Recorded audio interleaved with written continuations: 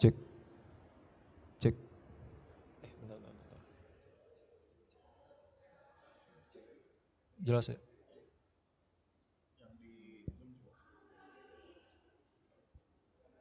Belum gua start. Ah,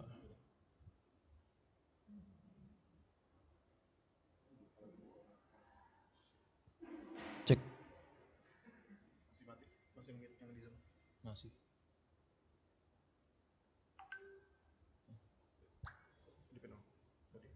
Oh iya. Cek. Ada. Cek, cek. Halo, halo. Selamat pagi. Nah, berarti interpreternya dia mau masuk zoomnya yang kan kalau yang ini jadinya surround. Kalau yang ini kan udah jelas nih. Nah itu berarti tinggal sign language sama interpreter dia mau yang mana nih? Apa dua-duanya di sini apa gimana? Kalau interpreter kan berarti dia kayak ada semacam di zoomnya ada roomnya sendiri gitu ya? Apa mau di sini semua? Interpreter yang pakai aku. Karena iya, yang abang tampilin yang DPI aja. Berarti kalau dari akunya buka zoomnya tetap dua. Zoomnya Apa satu? satu aja. Satu aja berarti. Satu aja untuk yang si interpreter itu. Oke. Ini berarti aku nggak keluar ya? Ini berarti aku keluar nggak? Apa nggak usah? Taruh rename aja ya. Limit aja sih. Rename.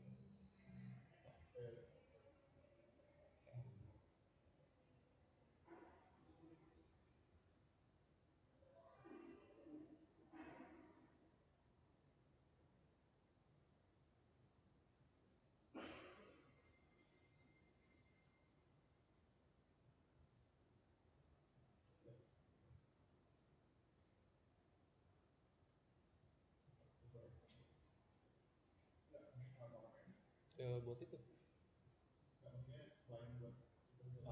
Buat slot tadi. Oh.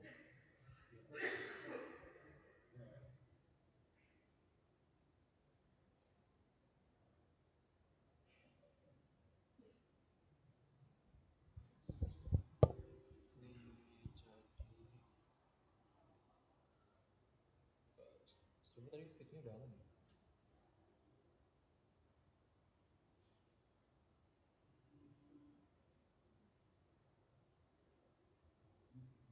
Ini gue ganti cover.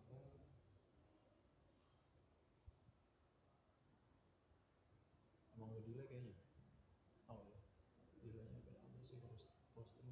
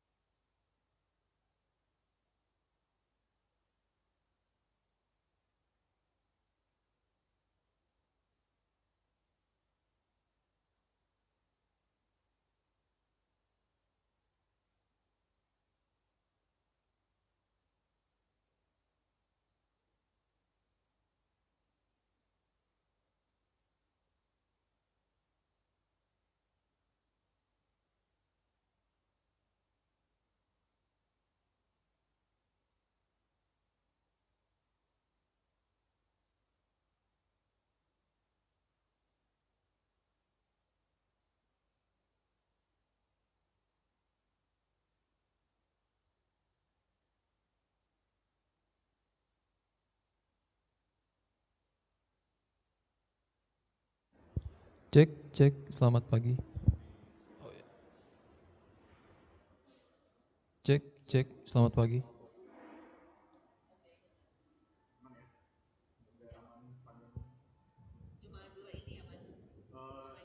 Enggak sih, yang akan hidup cuma satu aja yang camp.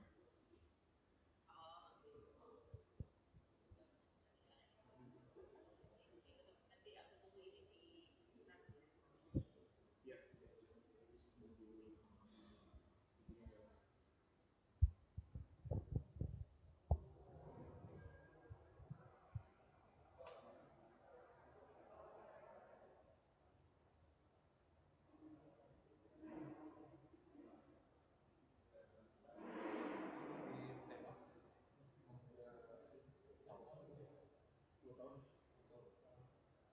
tapi jarang keluar aku soalnya bagiannya bagian Oh, ada berapa orang?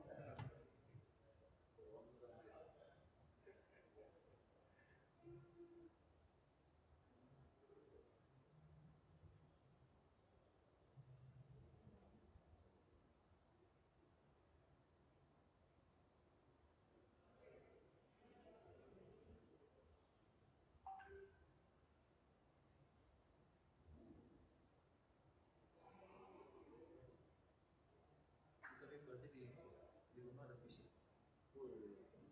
tiga di sini. Ambil nih, gua ada satu nggak pakai. Gua ada satu nggak pakai. Apa sih? Iya, PC rakitan. Ada dua. Apa speknya? Gua kalau yang nggak pakai ini 1650. Ketiganya gue enggak deh, kalau satu 50. Oh, dulu gua juga pakai itu.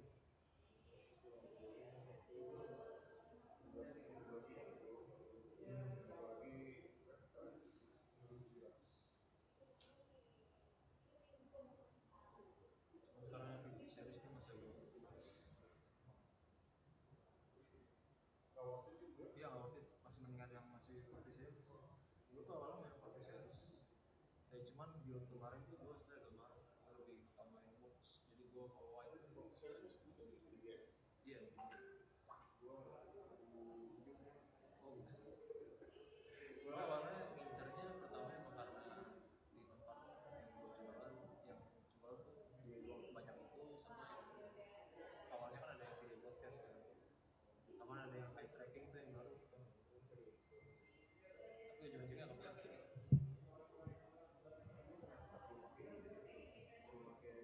Yes. Oh gitu.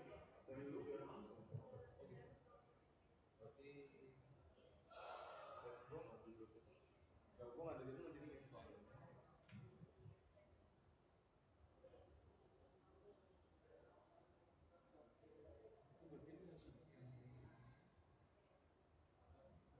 udah kubik apa tuh grand garden?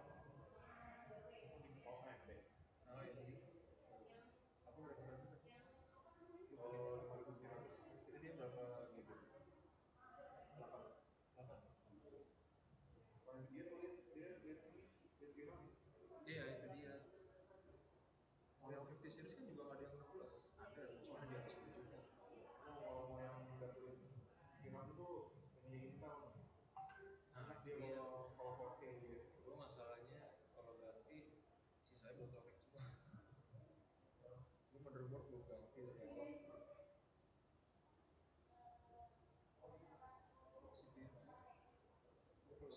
CPU apa ya, gue lupa, pokoknya 4 giga.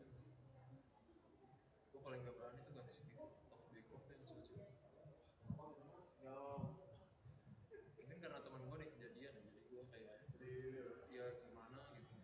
Asli kan bisa benerin ya, tapi ya kayak gitu. Gue solder sama yang liquifying glass gitu. Iya bukan. Motherboard gue paling males juga.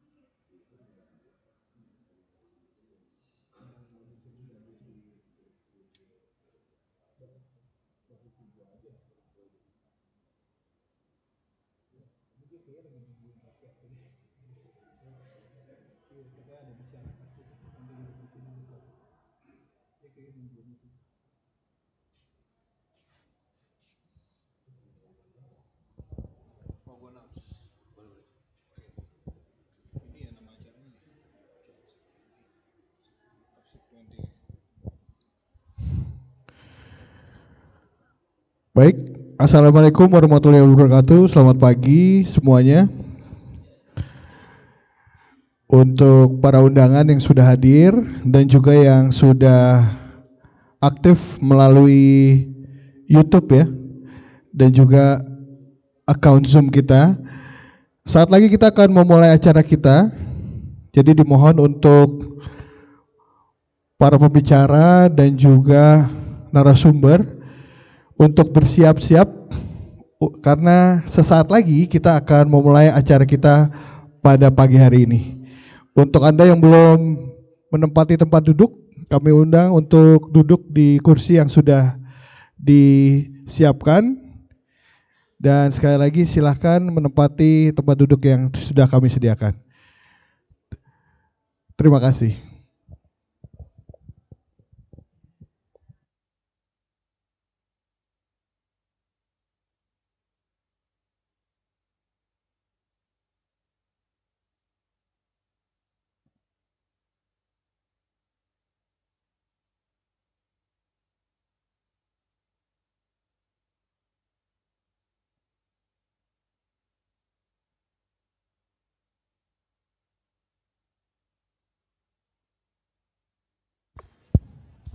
Tes.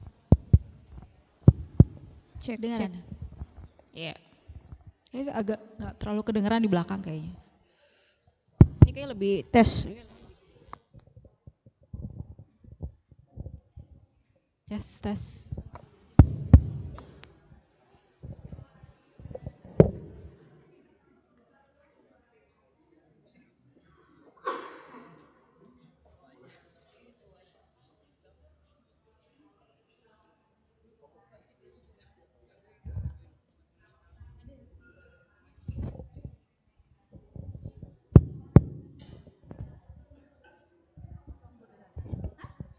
Kenapa? Iya kayaknya. Boleh? Catherine udah di sini? Boleh juga. Di sini.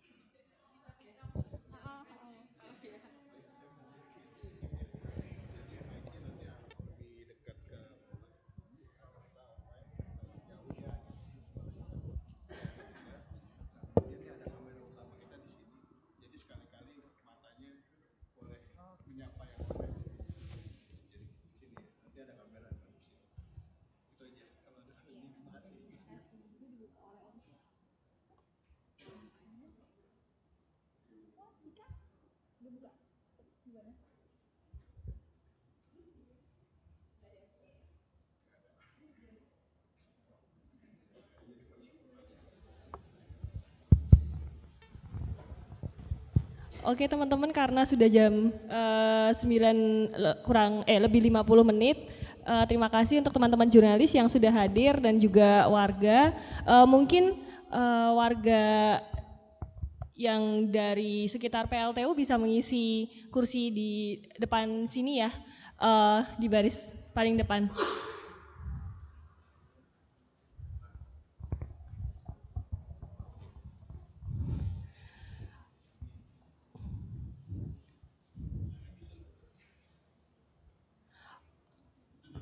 Oke, karena sudah, mungkin juga teman-teman yang masih di belakang bisa maju juga supaya dipenuhin dulu yang bagian depan untuk biar lebih penuh yang depannya. Oke, terima kasih teman-teman, karena ini udah jam 9:50, jadi kita mulai aja. Dan untuk acara hari ini, diskusi di pagi hari ini akan dipandu oleh Mbak Vivi. Silakan Mbak Vivi. Tes. Kedengeran ya? Assalamualaikum warahmatullahi wabarakatuh. Selamat pagi semuanya, terima kasih perkenalannya Mbak Tika. Perkenalkan, nama saya Fidelis Satria Stanti dari Dialog Earth. Kali ini akan menjadi moderator untuk acara peluncuran launching laporan Toxic 20, daftar hitam 20 PLTU paling berbahaya di Indonesia. Sudah hadir bersama kita 3 panelis, all female panelis hari ini. Terima kasih sekali. Ada dari CREA, terus kemudian ada dari Celios dan dari Trend Asia, karena bertiga organisasi ini yang mengeluarkan atau yang bekerja sama untuk meluncurkan laporan kali ini. Jadi sebagai background aja untuk yang masih belum agak meraba-raba, jadi sebenarnya Indonesia itu sudah berkomitmen ya untuk menurunkan atau istilahnya menggunakan energi terbarukan itu 100% selama 10 tahun ke depan. Tetapi dalam perjalanannya meskipun sudah ada peraturan, sudah ada regulasi, undang-undang, ternyata masih belum mencapai ke sana dan masih mengandalkan istilahnya fossil fuel atau pembangkit listrik yang kotor, atau dalam hal ini adalah PLTU. Nah, untuk kali ini dalam laporan kali ini yang kira-kira ada 200 halaman akan ada penjelasan atau penjabaran tentang dampak kesehatan yang terjadi, terus kemudian dampak fiskal, terus kemudian apa sih yang perlu dilakukan untuk bisa mempensiunkan dini PLTU dari Indonesia ini, terutama yang paling berbahaya. Udah paling dan berbahaya pula ini ya, daftar hitamnya ada 20-nya. Jadi nanti teman-teman silahkan untuk bertanya, silahkan untuk mengulik isi laporan ini, apa sih yang sebenarnya bisa dilakukan kalau seandainya kita mau menutup atau memensiunkan dini dari setidaknya 20 PLTU ini yang ada di Indonesia. Untuk pemaparan pertama kita akan mulai dari Mbak Catherine Hasan, analis dari CREA, untuk membahas soal dampak kesehatannya Mbak ya. Oke, silahkan Mbak untuk 10 menit pertama. Halo, selamat pagi semua kawan-kawan yang datang. Mungkin bisa langsung ya, perkenalan saya Catherine Hasan, analis dari CREA, Center for Research on Energy and Clean Air. Jadi mungkin dari namanya udah ketahuan kita memerhatikan perkembangan tren energi dan juga bagaimana hubungannya dengan kualitas udara. Mungkin bisa langsung ya, slide, next slide. Ya, ini agenda singkat yang udah di cover Mbak Fidelis, langsung. Next, mungkin next juga, ya. Nah ini saya tampilkan di sini sudah saya jelaskan ya, CREA memang kita berfokus kepada dampak kesehatan, bagaimana polusi udara yang dihasilkan dari kegiatan pembangkit listrik berbasis batu bara, bagaimana itu mempengaruhi kesehatan publik.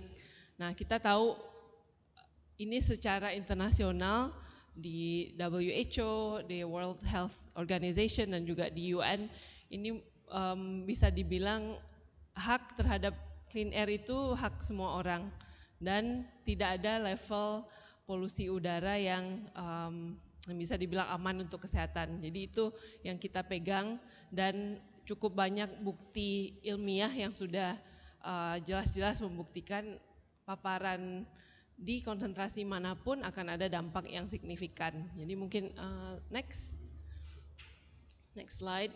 Nah, sudah disebutkan tadi oleh Mbak Fidelis ya di awal, kenapa kita lakukan studi ini.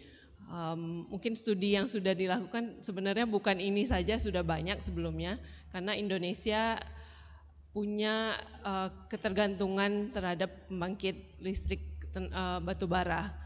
Nah, selain itu juga walaupun kita sudah ada komitmen, kerangka peraturannya masih lemah dan juga tata kelola kita tahu sendiri masih belum mementingkan lingkungan dan kesehatan. Jadi mungkin lanjut. Nah di CREA ini ada peta jalan transisi energi. Tadi sudah disebutkan juga ada komitmen dari Presiden Prabowo, kita mau ada 100% energi terbarukan di tahun 2035 dan juga mau pensiun semua pembangkit tenaga fosil di 2040. Itu janji yang yang indah mungkin ya, Pak Kiki senyum. Sedangkan kita lihat di perencanaan negara, di perencanaan pembangkit listrik tidak seperti itu. Ini tren yang ada yang dipertimbangkan untuk kapasitas pembangkit listrik batu bara. Kita lihat sendiri masih cukup tinggi dan masih ya tetap ada di beberapa dekade ke depan. Sedangkan kita tahu kalau memang ingin memenuhi target iklim harus ada peta jalan yang ambisius, yaitu harus ada pensiun. Maksudnya harus ada PLTU yang dimatikan di umurnya yang seharusnya dan mungkin lebih awal. Mungkin bisa dilihat yang warna biru muda itu cukup cepat pesat menurunnya ke 0. Nah, itu yang dibutuhkan dan itu yang setiap tahun didiskusikan, ya ini bagian dari Paris Agreement. Lanjut, next slide. Nah, kami lakukan studi di Juni 2023, ini udah beberapa tahun lalu karena perbincangan transisi energi ini sudah bertahun-tahun dilakukan. Mungkin semua udah terlibat juga di sini.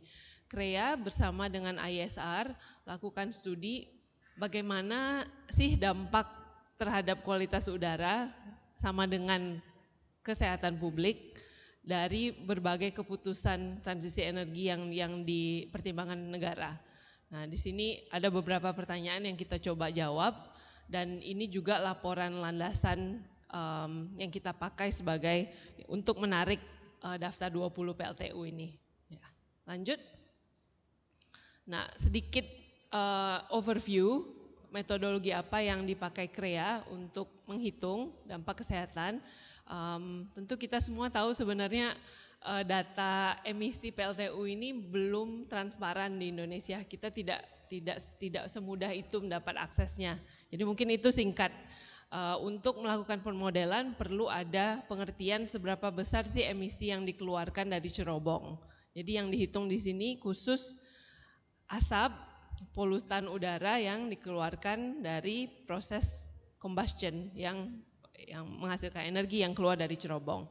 Nah, itu kita coba hitung sebaik-baik mungkin dengan semua data publik yang ada. Itu angka awalnya harus ada inventory emisi.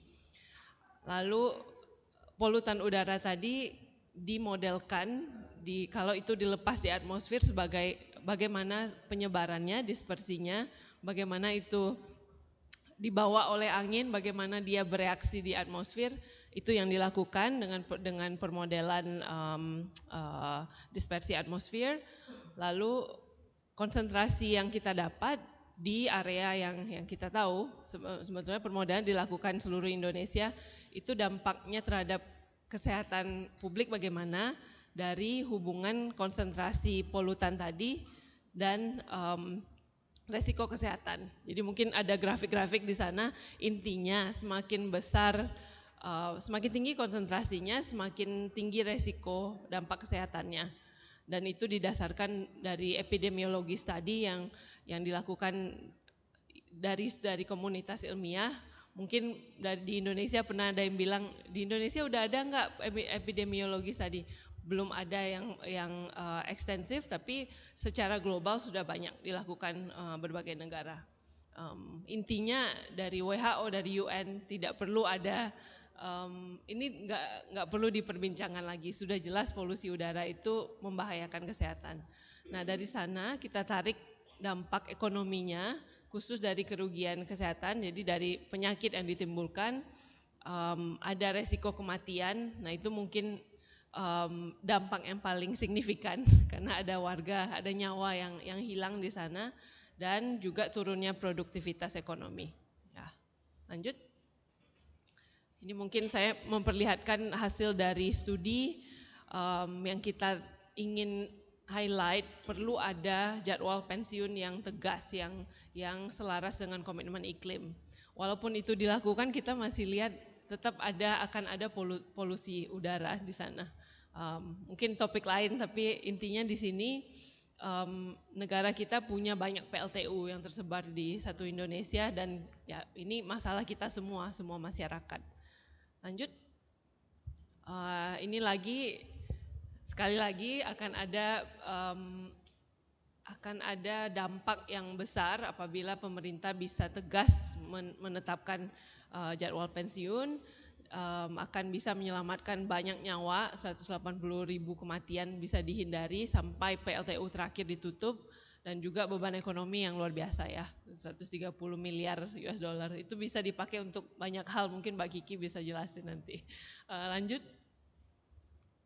Nah ini sedikit lagi, ini yang juga kita jelaskan, mau pensiun, mau menetapkan jadwal, memang bisa dari umurnya saja, tapi nggak cukup karena PLTU itu diletakkan di titik-titik yang berbeda, ada kepadatan populasi yang berbeda. Jadi kalau jadwal pensiun didasarkan pada keuntungan publik, pada dampak kesehatan, jadi dari rencana pensiun berbasis kesehatan kita bisa menghemat lebih banyak lagi, itu yang kita tampilkan di sini. Ya lanjut. Nah ini sedikit sebarannya ada di mana aja, mungkin nanti akan dipaparkan lebih jauh, tapi dari 20 PLTU ini kapasitas totalnya kira-kira setengah dari semua yang ada di seluruh Indonesia, tapi porsi dampak kematian dan dampak kesehatan keseluruhan itu cukup besar porsinya dari nasional. Kenapa?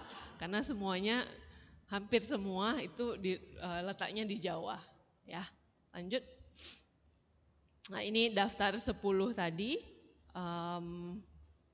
20 kita akan bahas lebih lanjut dan ada pemaparan website, mungkin data-data yang kita bisa sebarkan ke publik untuk kajian ini. Lanjut. Ya ini harusnya ini sebelumnya ya Mbak Kiki, kenapa kita bisa dapat list 20 itu, jadi kita punya beberapa dataset, di sini tujuannya tentu dampak kesehatan publik dan dampak iklim. Nah jadi dan juga mungkin sudah berapa lama PLTU ini beroperasi, jadi ada 3 faktor yang kita pakai untuk menentukan rankingnya. Yang pertama beban ekonomi yang tadi saya sudah jelaskan detail, jadi lanjut aja. Emisi karbon, nah emisi karbon ini kita tahu batu bara intensif ya, yang paling intensif karbon. Nah ini kita pakai juga bagaimana kontribusinya terhadap perubahan iklim dan gas rumah kaca. Mungkin untuk penjelasannya bisa lebih lanjut, tapi intinya perubahan iklim ini didorong oleh emisi gas rumah kaca dan itu perlu ada komitmen global untuk menuruninya. Lalu usia operasi ya tentu ada PLTU yang sudah lama beroperasi, nah mungkin teknologinya tidak sebaru dan mungkin sudah layak dimatikan, jadi ini kita juga timbang sebagai indeks di sini.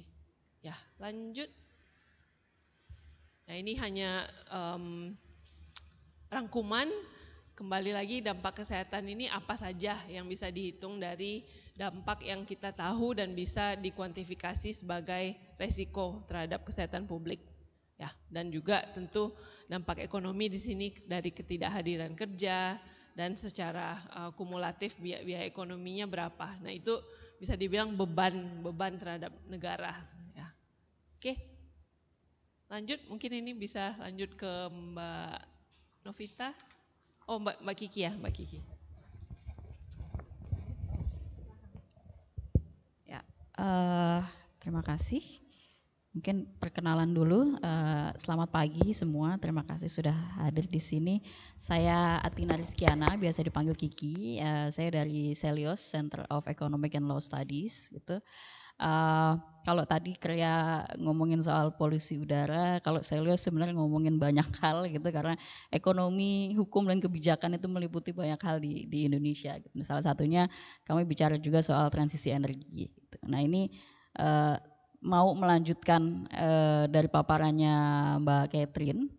Ini kalau misalnya kita lihat di media gitu, apa sih sebetulnya kita sudah lihat dampaknya yang begitu besar, dampak kesehatan, dampak lingkungan, dampak ekonomi terhadap warga lokal dan bahkan ekonomi lingkungan itu, ekonomi nasional itu besar sekali gitu. Terus kenapa sampai sekarang PLTU ini masih ada, masih berdiri, bahkan semakin banyak gitu.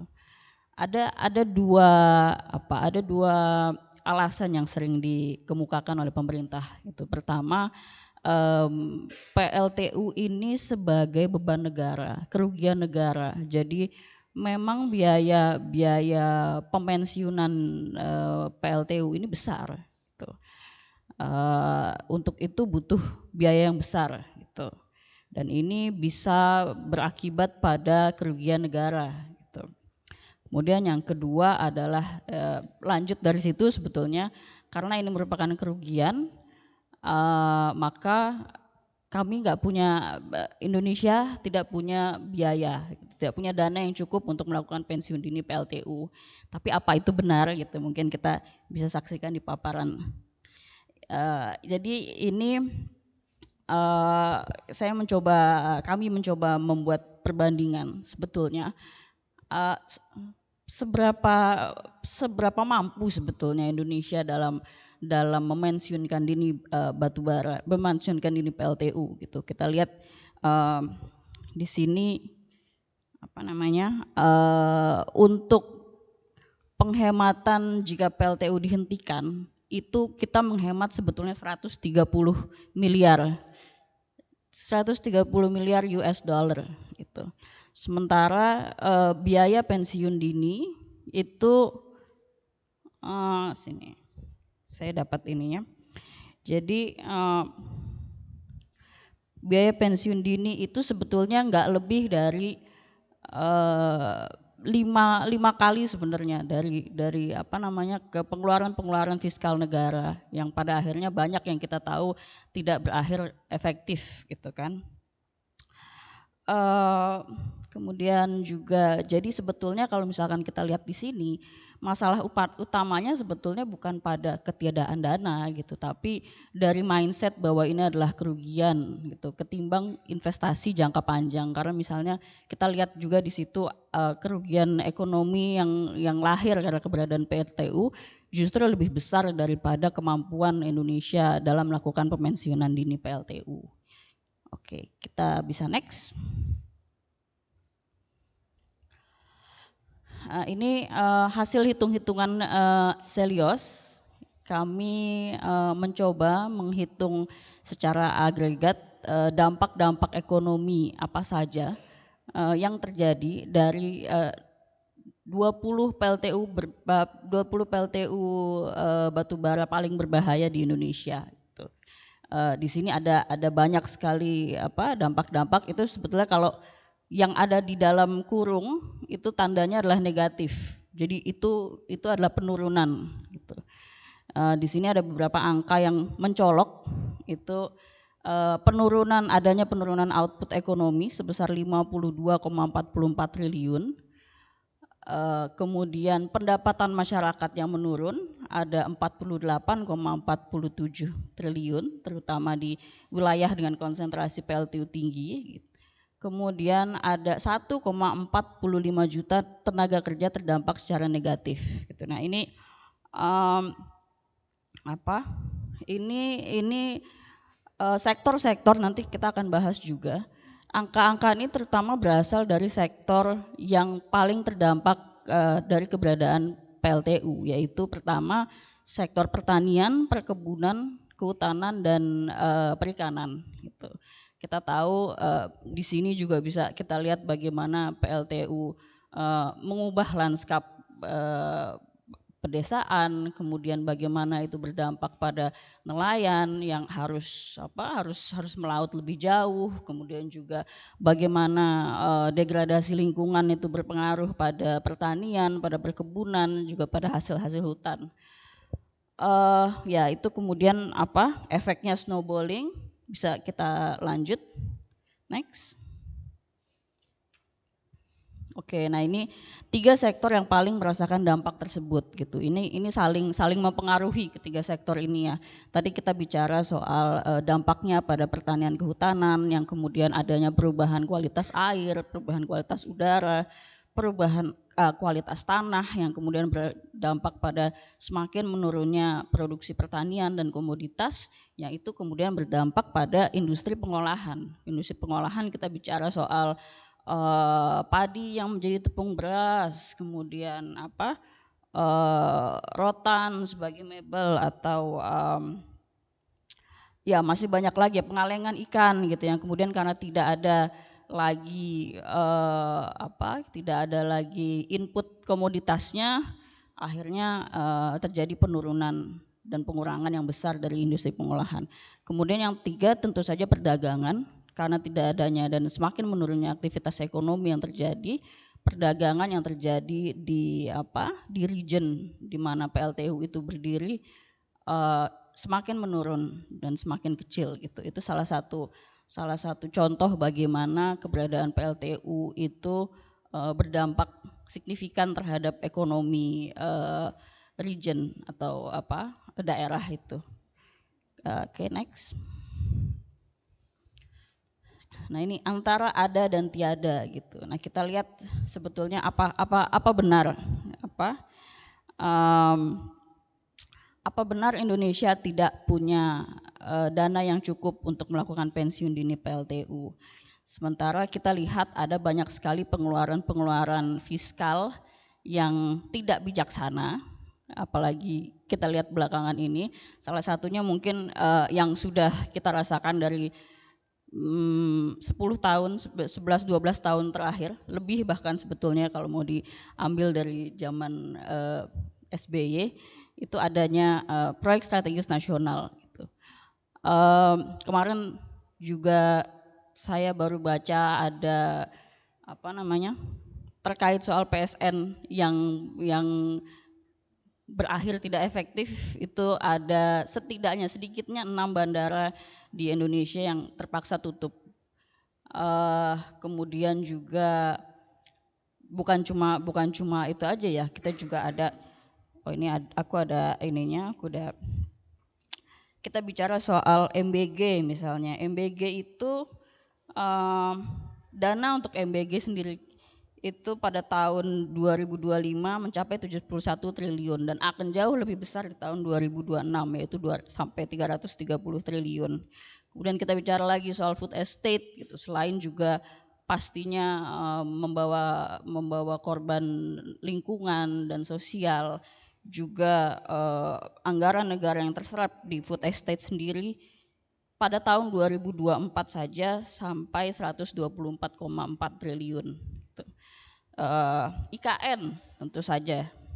IKN itu sejauh ini menyerap anggaran negara sebesar 98 triliun gitu. Jadi ada banyak sekali sebetulnya dana-dana yang sudah dikeluarkan atau akan dikeluarkan pemerintah yang kita sudah bisa prediksi sebetulnya bagaimana apakah itu bijaksana untuk dikeluarkan atau enggak. Juga terkait soal PLTU, ada besaran dana yang cukup tinggi yang dikeluarkan oleh pemerintah terkait soal subsidi bagi PLN dikarenakan adanya oversupply dan segala macam. Oke, next. Nah ini tambahan yang kami sertakan juga di laporan. Jadi sebagai respon dari Perpres 112 tentang rencana transisi energi, rencana transisi energi di Indonesia, kemudian dari SDM merespon dengan mengeluarkan Permen nomor 10 tahun 2025 terkait soal peta jalan transisi energi sektor ketenaga listrikan gitu. Sebetulnya sebagai catatan Perpres 112 itu juga punya banyak catatan ya, bahkan sekarang kawan-kawan CSO dan warga juga sedang melakukan layangan gugatan terkait soal Perpres itu dikarenakan masih memberi karpet merah terhadap PLTU, yaitu PLTU kawasan atau PLTU yang ada di dalam kawasan industri. Kemudian lahirlah Permen ESDM ini di April tahun ini. Kami mencoba membedah itu dan melihat ada beberapa catatan yang cukup mengkhawatirkan, baik dari sisi transisi transisi energi secara keseluruhan maupun bagaimana pensiun dini itu dijalankan baik secara konsep maupun implementasinya gitu. Kalau misalnya kita lihat di sini mereka bikin peta jalan peta jalan pemensiunan dini itu sebenarnya juga bukan pemensiunan, tidak ada kata-kata coal phase out di situ tapi coal phase down gitu. Kemudian yang artinya PLTU itu tidak dimusnahkan sepenuhnya tapi dibatasi gitu, dan pembatasan ini jadi salah satu frase yang cukup banyak digunakan. Kemudian di sini peta jalan yang dihadirkan oleh pemerintah adalah dengan menggunakan teknologi CCS dan CCUS yang kita tahu pertama biayanya mahal, teknologinya ongkos teknologinya sangat tinggi, kemudian juga dia punya masalah terkait soal dampak lingkungan dan efektivitasnya juga sangat rendah. Ini sudah terjadi di beberapa negara. Kemudian juga dari segi prasyarat pemensiunan, prasyarat PLTU yang akan dipensiunkan itu syarat paling besar yaitu berapa itu 71% kalau nggak salah ya. Syarat paling besar adalah ketersediaan dana. Lagi-lagi kita bicara soal mindset bahwa PLTU itu adalah kerugian ketimbang PLTU sebagai investasi jangka panjang. Mindset seperti itu yang melatar belakangi kebijakan-kebijakan yang kemudian lahir. Ketersediaan dana menjadi prioritas pertama bahwa sebuah PLTU itu bisa dipensiunkan. Gitu.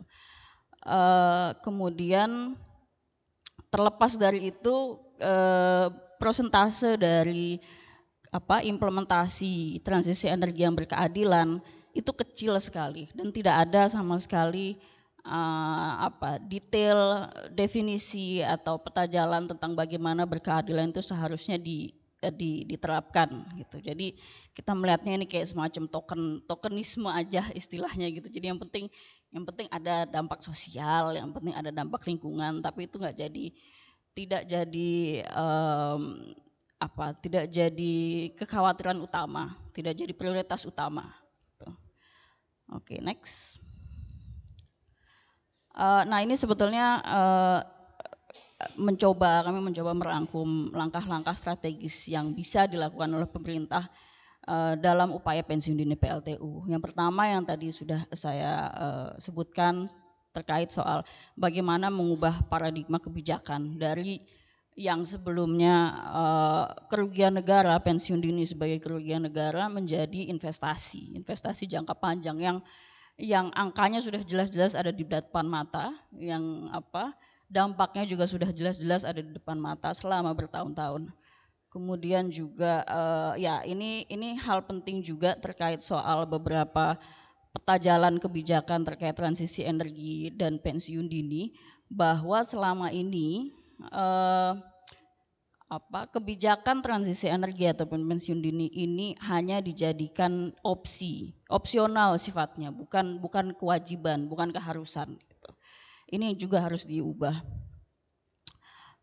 Kemudian juga membangun kerangka fiskal dari kelembagaan. Kita tahu bagaimana PLN sangat mendominasi seluruh skena kelistrikan di Indonesia gitu, dan itu juga harus diubah.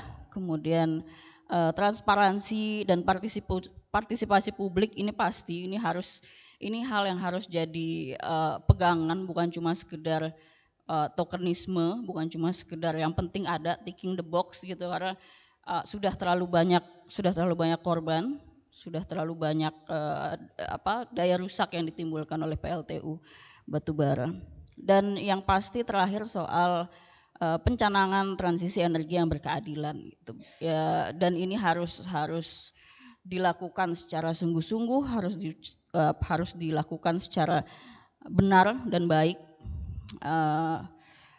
Ya, kurang lebih begitu. Dan mungkin juga terkait soal terus selain dari dari fiskal, selain dari bagaimana kita mengatur fiskal yang bijak gitu, kebijakan fiskal yang memang bijak, ada sebetulnya juga opsi-opsi atau peluang-peluang pendanaan. Gitu. Kita kalau dari Selyos dan teman-teman juga kami selalu menegaskan tentang pentingnya pajak kekayaan gitu. Ada triliunan rupiah potensi dari pajak kekayaan yang bisa disalurkan ke proses transisi energi dan pensiun dini. Ada juga skema debt swap yang sebetulnya sudah dilakukan oleh KKP, yang itu juga mungkin untuk dilakukan dalam proses pensiun dini gitu, dan ada banyak lagi pajak karbon dan segalanya dan ya lain sebagainya.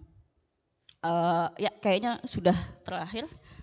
Mungkin bisa dilanjut sama Mbak Novita. Terima kasih. Terima kasih. Bisa lanjut slide-nya? Oke, sebelumnya. Oke. Ya udah benar. Lagi. Nah, rasanya juga agak kurang afdol ya kalau kita juga tidak membahas sebenarnya negara-negara siapa yang paling mayoritas membiayai PLTU di Indonesia. Setidaknya dari 20 list yang paling berbahaya ini, akumulasi ya, jadi totalnya yang rata-rata kebanyakan dari 20 list ini kepemilikan swasta. Jadi biasanya pemilik mayoritasnya adalah swasta gitu, baik itu swasta dalam hal adalah perusahaan ataupun dalam bentuk institusi perbankan biasanya yang dimiliki oleh asing. Kemudian sisanya adalah PLN atau yang dimiliki mayoritas atau lebih banyak yang dimiliki oleh PLN di sini. Baik itu PLN sebagai induk perusahaan atau anak usaha PLN. Seperti itu. Nah, di grafik ini saya ingin menunjukkan dari 20 list ini setidaknya bisa kelihatan bahwa wilayah Jawa Tengah adalah wilayah yang jumlah PLTU-nya sangat didominasi. Terakhir di wilayah Jawa Tengah itu setidaknya ada beberapa unit PLTU, ada yang bentuknya kompleks, ada juga yang bentuknya dia 2 unit-unit gitu. Salah satu unit yang sangat cukup besar juga itu adalah di Jepara atau di Tanjung Jati B. Dan kita tahu mereka masih terakhir ada penambahan ekspansi ya, dan kalau saya nggak salah jumlah unitnya sudah sampai 8. Nah, unit pertama 1-2-nya termasuk kategori yang sudah tua karena usianya sudah 20 tahun ke atas. Kemudian disusul oleh wilayah Banten, tidak jauh dari wilayah Jakarta, kurang dari 80 km. Makanya salah satu kontributor utama polusi udara di Jakarta juga adalah dari transboundary emission yang dihasilkan pembangkit-pembangkit listrik yang ada di Suralaya. Sudah berdiri 8 pembangkit existing dan mau ditambah lagi 2 dengan kapasitas yang sangat cukup besar yaitu PLTU Jawa 910. Total nanti ke depan akan ada 10 pembangkit yang akan berdiri dalam satu kompleks Suralaya dan tentu akan memberikan kontribusi yang sangat besar bahkan sampai ke wilayah Jakarta. Kemudian disusul oleh wilayah Jawa Timur, kemudian juga Jawa Barat, ada Sumatera Utara, ada Bali, Sumatera Selatan, dan juga Sumatera Barat. Jadi dari 20 ini, dari 20 list yang paling banyak mendominasi PLTU pembangkitnya ada di wilayah Jawa Tengah. Bisa lanjut lagi? Nah, ini adalah list negara-negara mana saja yang paling banyak memberikan pembiayaan ke dalam 20 pembangkit ini. Pertama itu ada Jepang dengan persentasinya 26,7%. Kemudian ada China, disusul Indonesia, ada UK, kemudian ada Singapura, ada Malaysia, dan juga ada MDBs atau perbankan multilateral yang dia sifatnya pemilikan banyak negara gitu, seperti ADB, Asia Development Bank, dan juga Bank Dunia atau World Bank. Nah, tapi 3 negara ini yang pengen saya highlight adalah Jepang, Cina, dan juga Indonesia. Jepang ini banyak sekali masuk melalui pembiayaan, itu dia melalui mekanisme sindikasi IPP atau melalui sindikasi pinjaman gabungan. Perbankan-perbankan Jepang biasanya paling banyak, entah itu yang dimiliki oleh public own atau yang dimiliki oleh private own. Tapi country-nya itu dari Jepang. Kemudian khususnya di antara rentang 2013 sampai 2017, puncak-puncak paling banyaknya itu mendekati 2015 sampai ke 2017. Kenapa? Karena di rentang tahun itu adalah periode pertama Jokowi yang sangat ambisius dengan 35.000 megawatt. Akhirnya di under ambisi itu muncullah banyak pembangkit-pembangkit baru. Ada pembangkit baru yang memang dia sebagai pembangkit baru atau yang sifatnya ekspansi penambahan unit. Nah, kemudian disusul dengan Cina. Cina ini sangat dominan masuk pendanaannya lewat policy banks atau lewat perbankan-perbankan yang sifatnya kayak Bank of China atau Export Import China Banks dan seterusnya. Tapi rata-rata memang afiliasinya adalah ke pemerintahan China. Kemudian Indonesia. Nah, ternyata dari 20 list ini kami menumbuhkan Indonesia juga di sini dalam hal bank-bank domestik ya. Bank-bank domestik ternyata mereka punya porsi yang sangat cukup besar untuk membiayai dari 20 list pembangkit yang ada di wilayah Indonesia ini.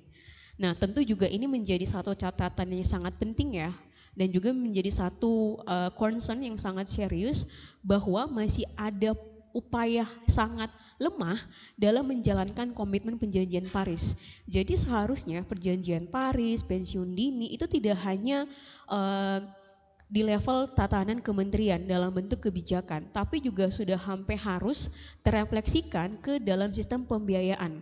Apalagi sekarang bank domestik yang kita punya 3 diantaranya adalah punya BUMN dan mereka sekarang dalam under Danantara gitu.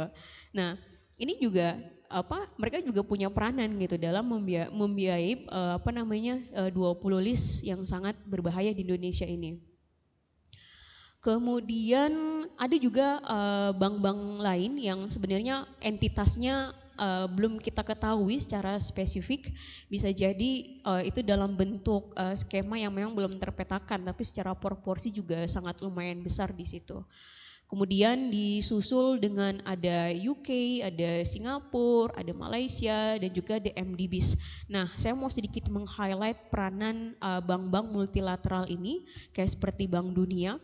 Jadi kalau teman-teman ingat di awal-awal konstruksi pembangunan Suralaya unit 1 sampai 4 itu ada peranan dari Bank Dunia itu. Dan itu ada utang yang diberikan, dan hampir semua pembiayaan yang dibiayai oleh negara-negara ini dengan berbagai macam skema itu adalah bentuknya utang. Ada yang bentuknya utang dalam bentuk utang dengan bunga konvensional, ada dengan bunga inkonvensional dan seterusnya. Tapi rata-rata memang pembiayaannya adalah pembiayaan utang. Nah, di sisi lain juga kita juga perlu waspada dalam artian bahwa atensi atau tekanan untuk melakukan pemensiunan PLTU, pengurangan emisi dan segala macamnya makin besar. Akhirnya muncullah inisiatif-inisiatif baru. Tapi kita perlu berhati-hati dengan inisiatifnya seperti ATM, Energy Transition Mechanism. Itu adalah fasilitasi oleh ADB yang katanya akan membantu pemensiunan lebih cepat untuk PLTU Cirebon 1. Jumlah uangnya sekitar 500 juta dolar. Kemudian ada JETP. JETP itu kumpulan dari negara-negara G7 termasuk UK di dalamnya, termasuk Jepang di dalamnya. Yang mereka memberikan uang khususnya kepada Indonesia sebanyak 20 miliar dolar untuk melakukan salah satu targetnya adalah melakukan penurunan emisi, salah satunya dari sektor ketenaga listrikan dengan dorongan untuk pemensiunan PLTU. Tapi kita perlu berhati-hati dengan inisiatif-inisiatif seperti ini. Seperti kayak JETP, dari 20 miliar ini persentasi yang dalam bentuk hibah itu kurang dari 5%.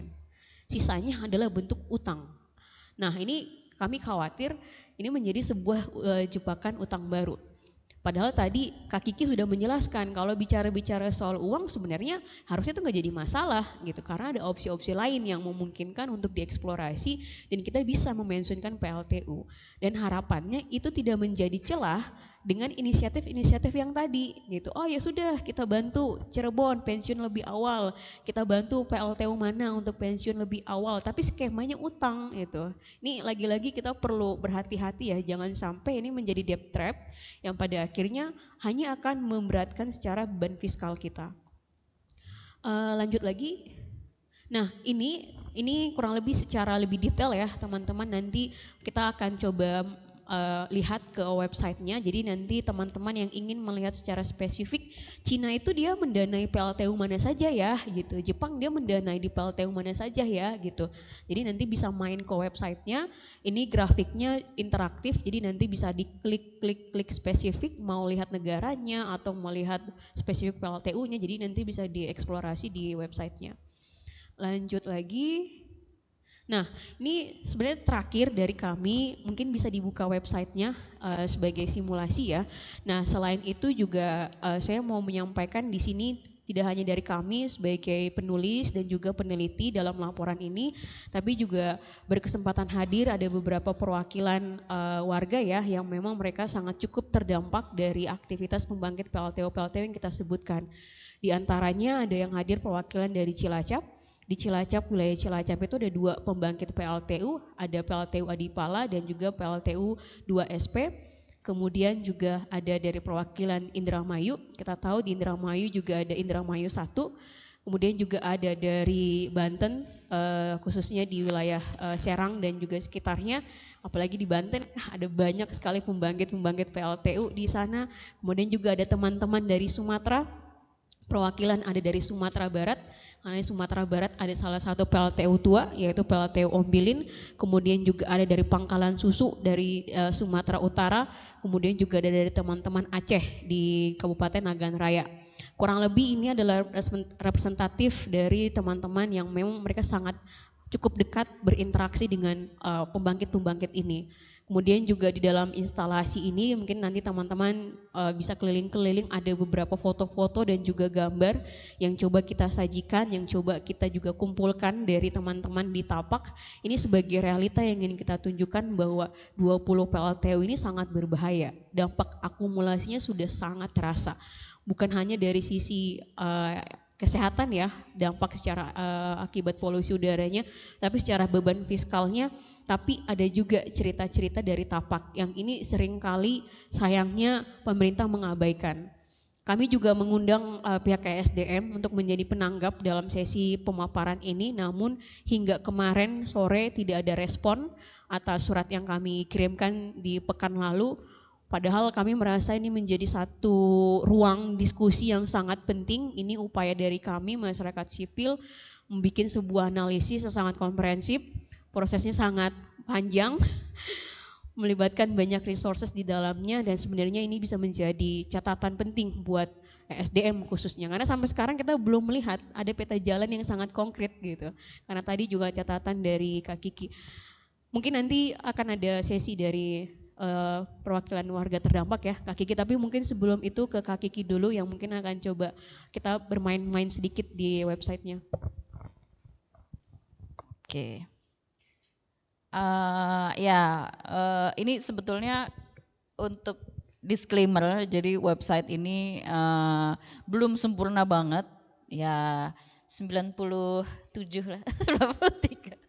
Ya, ada beberapa perapihan minor yang harus kami lakukan gitu, tapi sebagian besar gitu bagaimana tampakannya Toxic 20, website Toxic 20 itu ya mungkin di kebawahin ya, ini ada beberapa foto-foto dari Tapak, kemudian kebawahin terus, ini agak geser ya kalau di sini ya. Ya ini tentang beberapa angka-angka yang menjadi highlight kami dalam laporan. Ini sebenarnya adalah ini sebetulnya adalah bentuk laporan kami secara website. Jadi kalau di jumlah sebetulnya laporan Toxic 20 itu ada sekitar 190 halaman lebih gitu, dan kayaknya akan bertambah. Tapi kurang lebih sepanjang itu. Jadi ini bagaimana kami menerjemahkannya melalui cara yang mungkin lebih interaktif dan lebih bisa diakses oleh lebih banyak orang gitu. Oke, ya ini ke bawah. Nah ini video yang kawan-kawan bisa saksikan di belakang. Video dari KREA tentang bagaimana dispersi polusi udara yang datang dari PLTU itu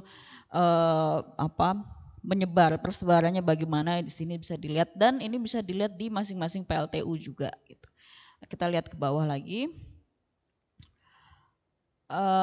Ya, ini dampak kesehatan. Kemudian bisa terus ke bawah, nanti untuk detailnya juga ada bisa. Kemudian dampak ekonomi yang tadi saya paparkan juga. Terus ke bawah. Ini ya yang tadi dibahas oleh Mbak Novita terkait soal negara-negara yang terlibat dalam pembiayaan PLTU di Indonesia.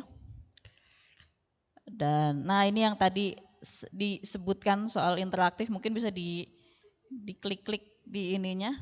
Nah itu kelihatannya ruwet kalau dilihat semuanya, tapi ternyata bisa begitu kita klik salah satunya itu cukup jelas banget tentang bagaimana relasi dan besarannya. Gitu. Oke, nanti bisa dicoba sendiri oleh teman-teman. Kita ke bawah lagi. Kami berharapnya website ini pertama bisa menyajikan data dan informasi terkait soal PLTU paling berbahaya di Indonesia. Dan kedua bisa jadi semacam hub ya, semacam medium bersama untuk menyuarakan soal suntik mati PLTU di Indonesia gitu. Dan tidak harus yang masuk di 20 list 20 PLTU paling berbahaya, tapi juga ada banyak sekali sebetulnya list yang juga berbahaya gitu. Ini cuma perkara ranking ini aja yang kenapa kita masukin 20 gitu, tapi sebetulnya ada banyak sekali PLTU yang juga pastinya punya dampak yang tidak kalah besar. Dan ini ke bawah lagi, ini adalah berita-berita terupdate terkait soal PLTU. Ya terus ke bawah. Oke, nah ini mungkin ada untuk untuk kawan-kawan yang mungkin bahasa Indonesianya masih agak belepotan gitu atau masih agak sulit untuk paham, ada opsi translate itu. Ya, dan di situ kita bisa pakai versi bahasa Indonesia ataupun versi bahasa Inggris. Kemudian kita naik ke atas. Di bagian menunya di pojok kanan atas. Mungkin ya list 20 PLTU itu kita ada semua listnya, mungkin salah satu bisa diklik. Cuman lagi-lagi ini masuk di 3% atau 5% yang kami belum sempat rapihkan, termasuk juga soal itu pemeringkatannya masih berdasarkan alfabet ya, jadi belum berdasarkan ranking dari 20 PLTU yang kami rank. Nah ini yang ada di masing-masing profil. Pertama tadi saya bilang ada videonya, video modeling untuk dispersi polusi udara per PLTU. Kemudian ke bawah ada profilnya, profil kepemilikan dan investornya, di sini bisa dilihat. Kemudian sebaran polusi dan dampak kesehatannya. Ini versi bisa ke bawah. Oke. Ya, ini versi gambar tidak bergeraknya, di situ bisa dilihat ininya. Kemudian ke bawah lagi, ini dampak ekonominya per PLTU. Oke, ke bawah lagi.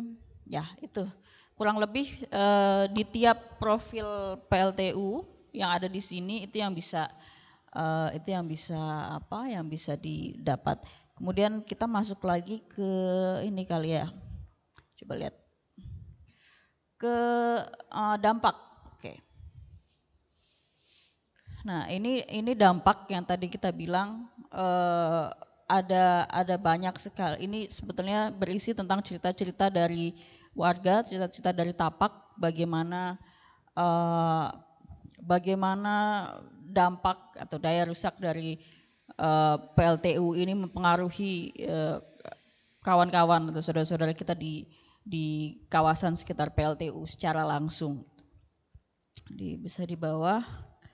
Ini ringkasannya, kemudian, nah ini untuk laporan lengkapnya bisa diunduh di sini. Cuman untuk full reportnya juga ini masih harus kami perbaiki juga, tapi apa?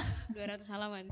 Ya, karena ada 200 halaman yang harus kami pelototi lagi dan kami cek lagi satu-satu. Jadi, tapi kami berjanji secepatnya full reportnya akan bisa di-share bersama dengan kawan-kawan. Untuk sementara lihat di website dulu aja. Kemudian ke bawah lagi. KO ini dampak polusi ini tadi tuh mungkin ini kalau misalkan ada kawan-kawan yang mau mengutip jangan dulu karena ini harusnya ada perubahan angka. Ini ada oh udah. Oh oke, oh udah. Jadi aman untuk dikutip. Oke, ke bawah lagi. Oke, kayaknya udah ya, ke bawah lagi. Oh masih dampak ekonomi ini secara agregat nasional. Seperti yang ini ada di depan.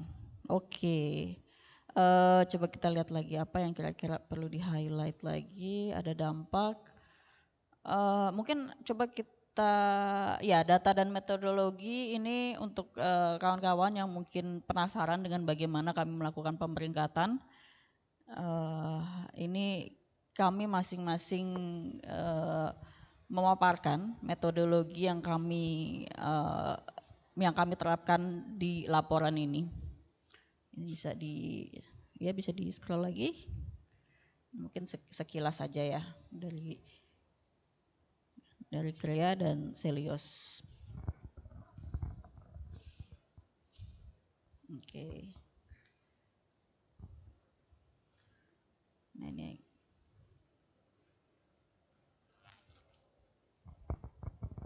Oke, ya kurang lebih itu nanti bisa dicek sendiri lebih detailnya. Kemudian mungkin di bagian advokasi dan kampanye lagi ya. Lagi-lagi ini adalah proses-proses litigasi, gugatan dan advokasi yang sudah pernah dilakukan dan sedang dilakukan saat ini. Ini ada beberapa cerita dan paparan yang mungkin nanti kawan-kawan bisa cek sendiri tentang proses-proses litigasi apa yang saat ini sedang diperjuangkan oleh kawan-kawan kita. Oke, jadi ini salah satunya juga petisi. Jadi memang dalam meramu baik laporan maupun website ini kami juga bekerja sama dengan banyak lembaga, khususnya lembaga-lembaga yang melakukan proses advokasi di Tapak ya, Mbak Novita. Nanti untuk detailnya kami menyertakan seluruh nama dan logo lembaga di website ini juga. Ya, kurang lebih begitu. Bisa dibuka sendiri, bisa dicek sendiri oleh teman-teman toxic20.org. Terima kasih. Ya, kayaknya sebelum ke Mbak Vivi, aku juga baru baca grup kalau diskusi peluncuran di Jakarta ini juga disaksikan secara nobar, secara live di kanal-kanal YouTube. Wow. Dan ada teman-teman di Bengkulu juga yang lagi nonton bareng. Semoga report ini juga bisa menjadi bahan advokasi ya, baik ke depan secara litigasi ataupun juga advokasi secara kebijakan. Bagaimana kita juga mengupayakan upaya pemensiunan secepat mungkin di PLTU yang memang secara terbukti memberikan dampak kepada masyarakat. Ya, terima kasih pada pembicara. Boleh tepuk tangannya? Oke, tadi apa Mbak namanya? Toxic20.org. Jadi teman-teman wartawan atau jurnalis yang membutuhkan data, terutama dari dampak kesehatan, terus kemudian dampak fiskal, itu nanti bisa dicek data-datanya dan angka-angkanya dari 38 PLTU Mbak, atau 20 aja? 38? 20 ya, yang dari laporan ini ya. Oke, selanjutnya saya nggak akan ngerangkum ya, tadi udah disampaikan secara berunutan bagaimana sih sebenarnya dampak kesehatan yang tidak perlu dipertanyakan lagi karena sudah ada risetnya dari tahun 2000-an lama ya Mbak Katrin ya, tentang dari WHO juga bahwa dampak dari PLTU ini sangat membahayakan, terutama untuk warga-warga terdampak di sekitarnya. Kita ngomongin soal reproduksi, ada ISPA, terus kemudian ada juga soal disabilitas gitu, resikonya sangat rentan tinggi. Terus kemudian kita ngomongin soal dampak fiskal yang ternyata sebenarnya kalau kita mau pensiunkan PLTU itu dibandingkan dengan budget-budget yang program-program atau kebijakan pemerintah yang sekarang itu masih sangat visible untuk dilakukan. Tetapi karena dianggap sebagai suatu kerugian, bukan sebagai suatu investasi, jadi makanya mandek. Sementara kita sudah punya Perpres 112 ya, untuk peta jalan transisi energi. Nah ini yang masih menjadi PR besar bagi pemerintah juga. Terus kemudian dari Mbak Novita tadi sudah disampaikan bahwa ini ada proses pembiayaan atau pendanaan yang sebenarnya ada opsi-opsi gini yang bisa untuk melakukan pensiunan dini lebih cepat. Kalau misalnya dalam bahasanya teman-teman Krea dan Celios dan Tren Asia lebih tegas gitu dari pemerintah untuk menurunkan emisi. Berikutnya kita tahan dulu untuk sesi bertanya jawab. Saya akan ke testimoni dari warga-warga setempat yang terdapat tadi yang sudah disampaikan oleh Mbak Novita. Untuk yang pertama mungkin dari teman-teman dari Cilacap ya. Ada di sini Mbak siapa namanya? Sorry. Novi juga. Oke. Silakan Mbak Novi, silakan Mas. Bisa mungkin Mbak Novi cerita gitu ya dampak yang dihadapi teman-teman di sana, terus kemudian apa sih harapannya dari pemerintah atau mungkin dari yang mendengar gitu. Silakan Mbak. Oke, selamat pagi teman-teman.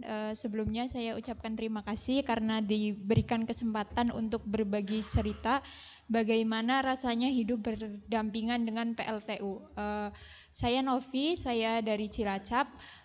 Hidup berdampingan dengan PLTU itu serasa dipinggirkan karena warga tidak pernah dilibatkan dalam proses penentuan keputusan ruang hidup mereka, kesehatan mereka, lingkungan mereka.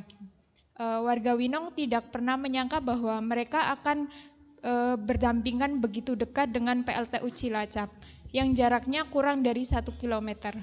Nah, dari kejadian itu akhirnya banyak kerugian-kerugian. Salah satunya yang dipaparkan tadi ada kesehatan, kemudian ekonomi, kemudian juga lingkungan gitu. Dampak kesehatan yang paling berasa itu sejak tahun 2018. Jadi waktu itu bekas limbah pembakaran batu bara itu dibuang tepat di belakang pemukiman warga. Jadi fly ash dan bottom ash itu dibuang nggak sesuai mekanismenya hingga debu-debunya itu masuk ke tempat-tempat warga yang terdekat hingga di Puskesmas Kesugian itu data yang kena ISPA itu anak-anak meningkat dari tahun sebelumnya. Itu terjadi 2018 sampai 2023. Nah, risetnya cukup jelas berapa nominalnya itu juga ada sudah dilakukan oleh teman-teman LBH dan juga Walhi. Nah, dampak kesehatan itu juga yang akhirnya untuk sekarang ada beberapa warga yang akhirnya memutuskan untuk berpindah. Salah satunya karena mereka tidak bisa menanggung lagi berobat untuk cucu mereka dan anak mereka. Selain kesehatan juga warga khususnya nelayan, kemudian petani itu cukup signifikan ya kerugiannya. Itu terjadi karena pembangunan breakwater yang dilakukan oleh PLTU. Nah, kalau nelayan yang cukup banyak mengalami kerugian itu di PLTU Dusun Lengkong, kemudian Dusun Menganti dan Rawajarit. Jadi di tahun 2018 itu mereka per tahunnya masih mendapatkan sekitar 5 miliar gitu. Tapi untuk sekarang tahun 2025 itu pendapatannya 0 rupiah karena TPI mereka itu tutup gitu.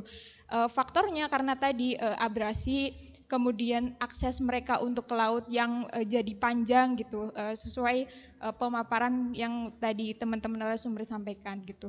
Selain kesehatan ada juga lingkungan. Nah kalau lingkungan ini cukup parahnya itu terjadi di Winong gitu.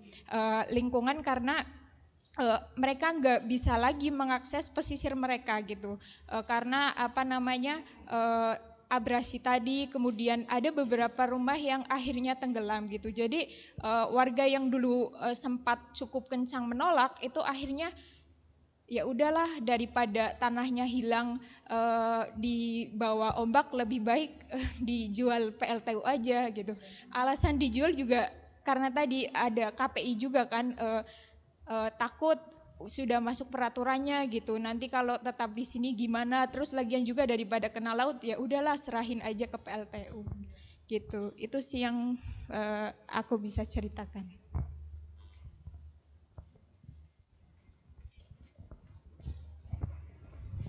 Jadi kondisinya sekarang masih sama seperti itu ya Mbak ya? Masih tidak berdaya gitu ya menghadapi itu semuanya. Oke, terima kasih Mbak Novi. Untuk yang kedua dari Pangkalan Susu ada? Iya, silakan Mbak.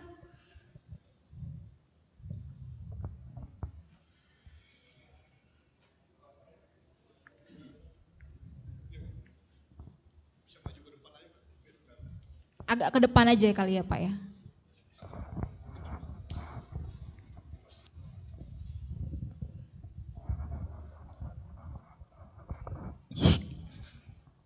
Assalamualaikum warahmatullahi wabarakatuh. Waalaikumsalam. Perkenalkan diri saya Dedi Susanto, asal saya dari Pangkalan Susu, Sumatera Utara.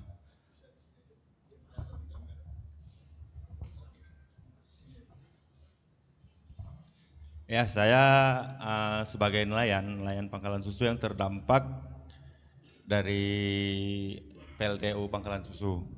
Karena saya sih bersebelahan nelayan saya sama PLTU gitu.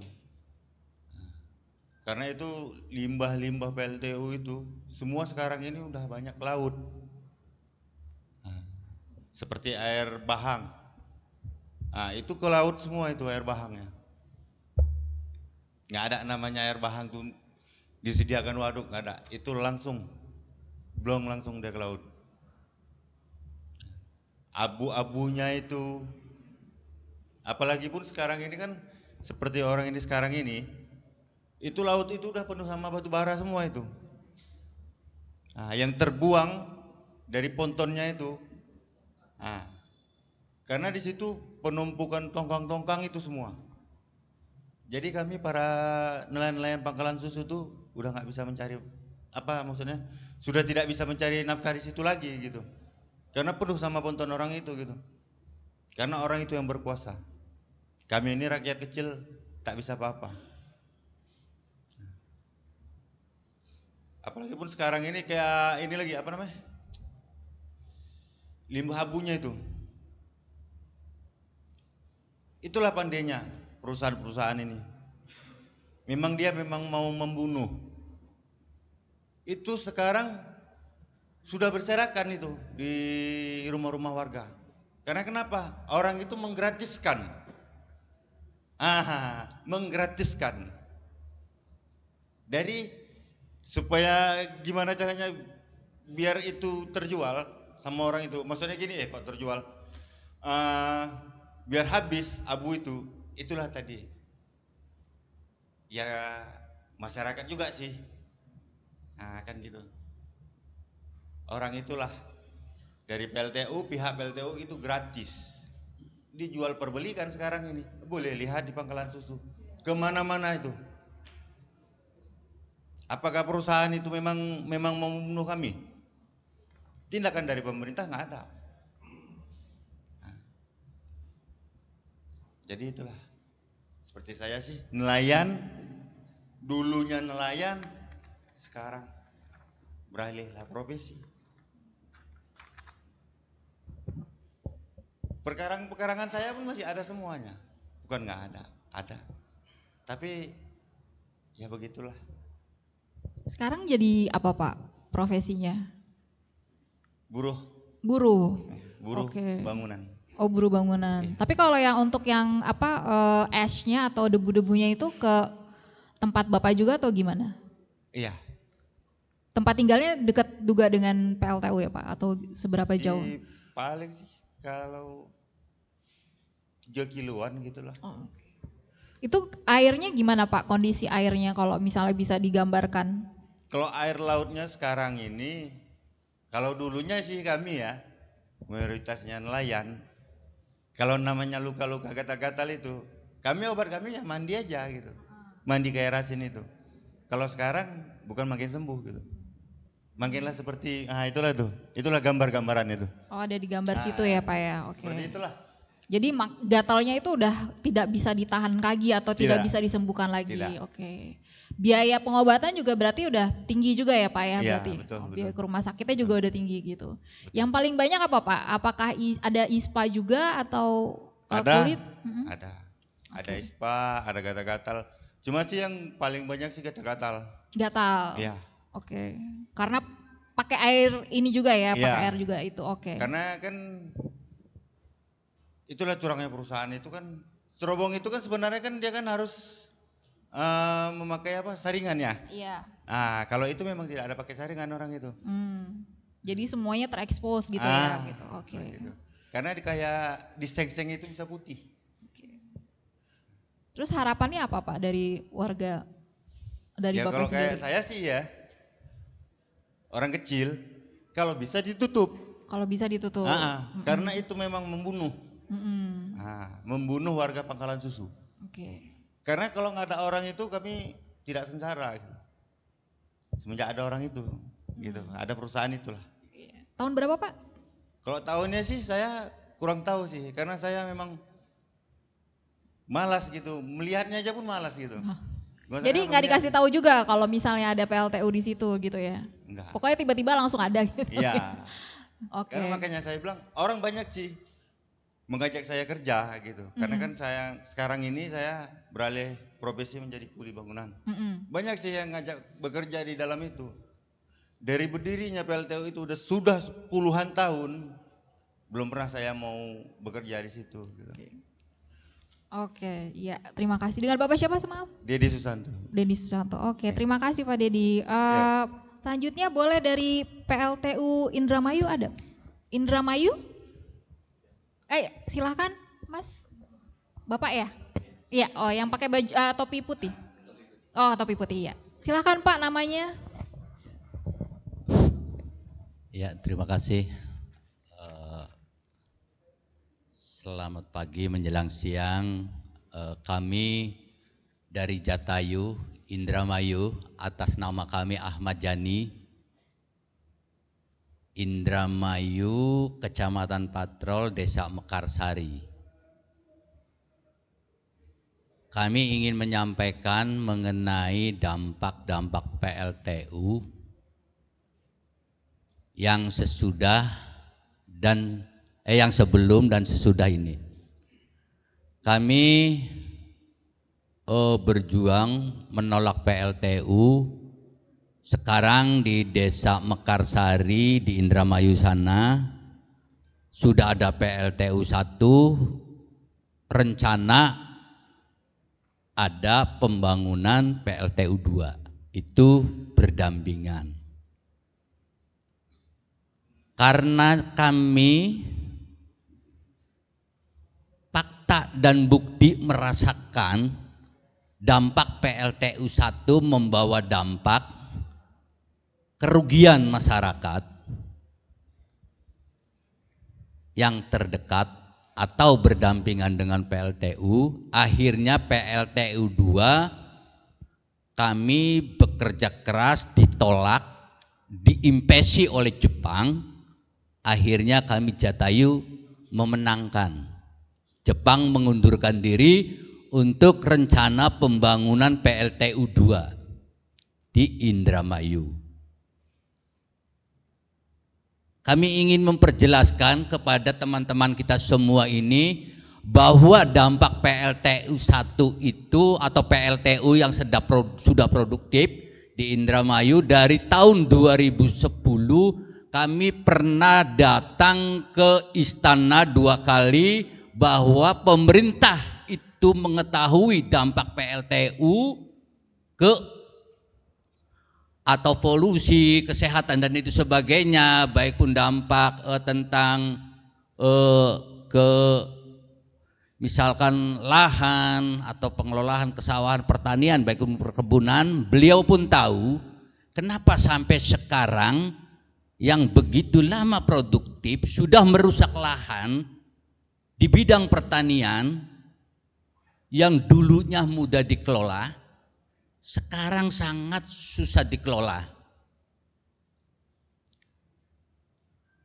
Itu kenapa tidak juga dihentikan. Bahkan kita sudah sering mengajukan kepada atau menyuarakan ke media-media, kepada teman-teman kita semua, sering mendatangi ke sana mengenai dampak-dampaknya ingin jelas. Tapi kenapa dalam pelaksanaan ini sampai hari ini pun dan ke depan pun, apakah itu kita bisa bersama untuk menutup PLTU yang merugikan kita semua dengan bersama-sama gitu, kita semua ayo kita tutup. Maksudnya teknisnya apa? Jangan sampai kita pemerintah itu punya alasan seperti itu. Kalau kita cuma rencana tidak ada penutupan ya susah. Kita merasakan apa? Sering gagal panen, lingkungan kotor dan asap, ditambah lagi sekarang batu bara, ditambah co-firing atau serbuk, itu debunya sangat meluas kalau ada angin. Itu kan merugikan kita semua. Sedangkan bahwa wilayah dan lokasi PLTU tersebut itu di lokasi atau di daerah pesawahan.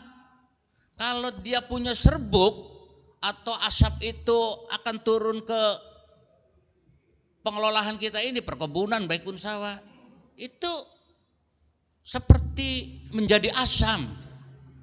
Iya, padi susah bertumbuh, lambat bertumbuh.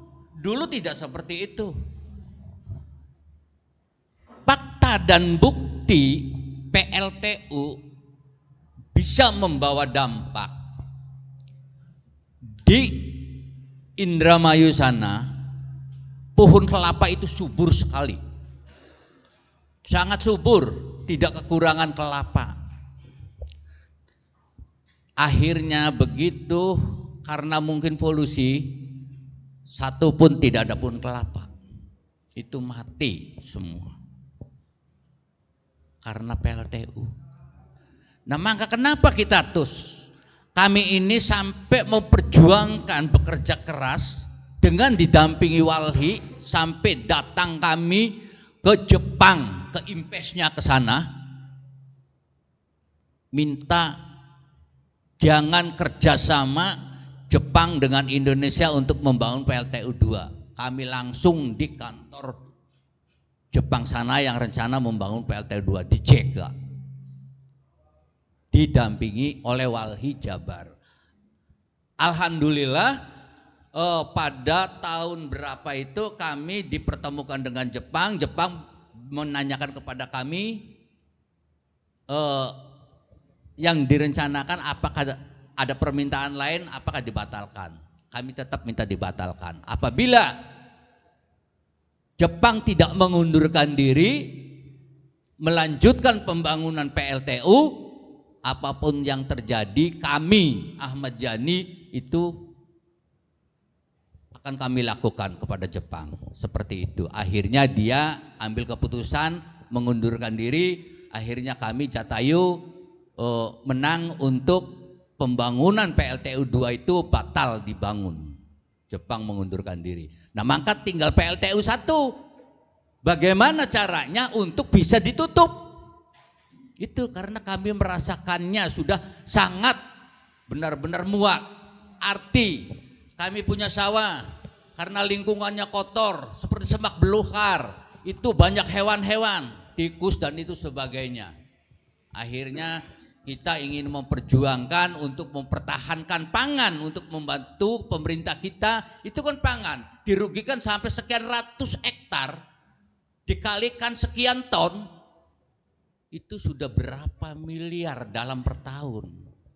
Rugi juga ya Pak ya, maksudnya ya. Akhirnya coba kalau kita misalkan dalam 1 hektar mencapai 9 ton sebelum terkena dampak PLTU. Kalau sampai 500 hektar kali 9 kali 7 sudah berapa dirugikan oleh PLTU? Itu masyarakat, warga. Sampai gagal 3 kali panen, terdampak karena PLTU. Berdasarkan itu, ya teman-teman, tikus-tikus itu yang disemak belukar kan, dia kan ngumpul di sana, sarang-sarang, burung dan sebagainya itu. Nah dia itu kan makannya ke padi. Iya, dia makan. Setelah ditanam, keluar dari sarang. Seperti itu.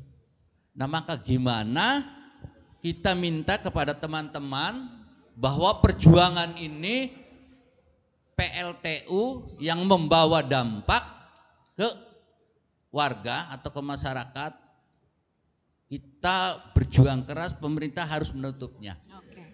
Itulah yang kita sampaikan.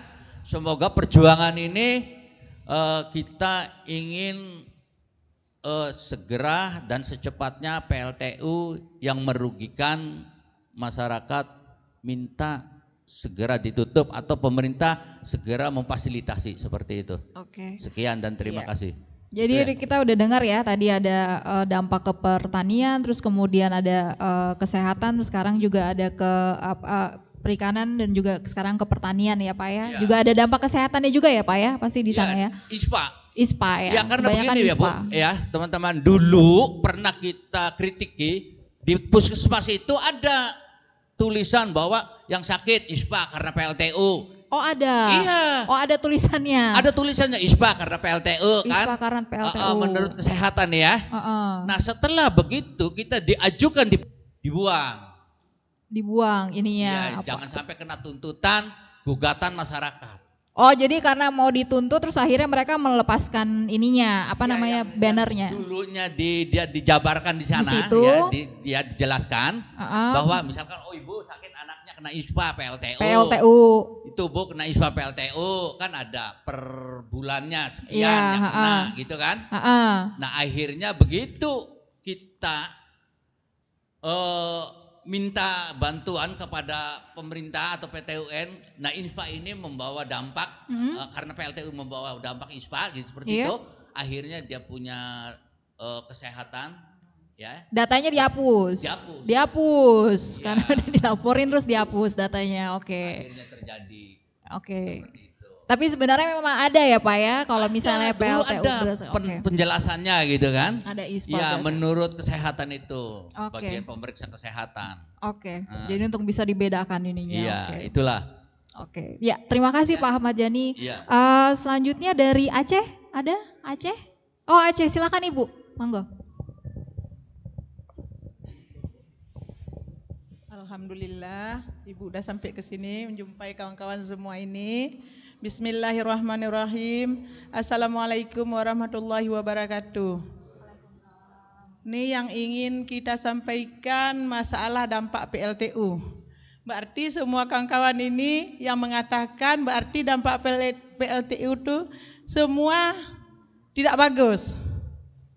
Jadi yang ingin Ibu tanyakan, seandainya PLTU itu hilang atau lenyap, apakah PLTU itu tergantung sama listrik ibu-ibu?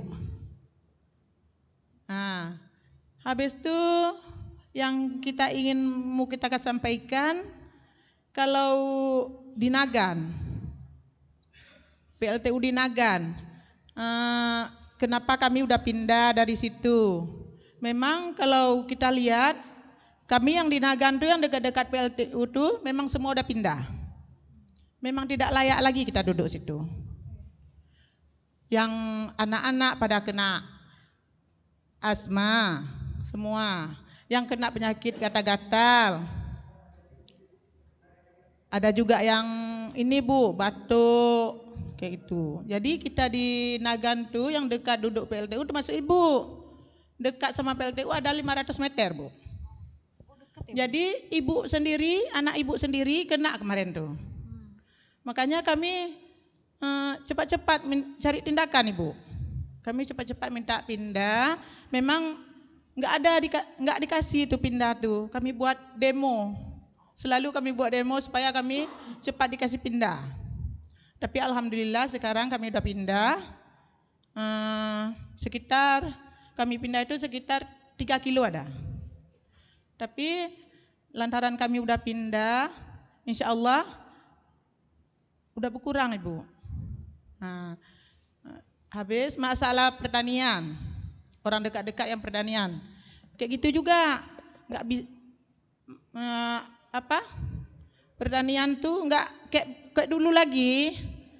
Jadi kalau orang tuh berkebun yang dekat-dekat PLTU, hasilnya tuh nggak kayak dulu lagi. Yang peternakan kayak gitu juga, kayak sana kan banyak lembu, banyak kerbau. Ada yang kerbaunya mati Bu. Tadi belakang tuh ada wire yang terbuka apa? Nggak tahu kita. Pokoknya ada yang mati. Kayak sana kan banyak sawit. Limbahnya tuh kena kayak sawit tuh habis mati Bu. Berarti keputusannya tuh yang dekat PLTU semua nggak baik. Termasuk kami yang dekat situ Bu.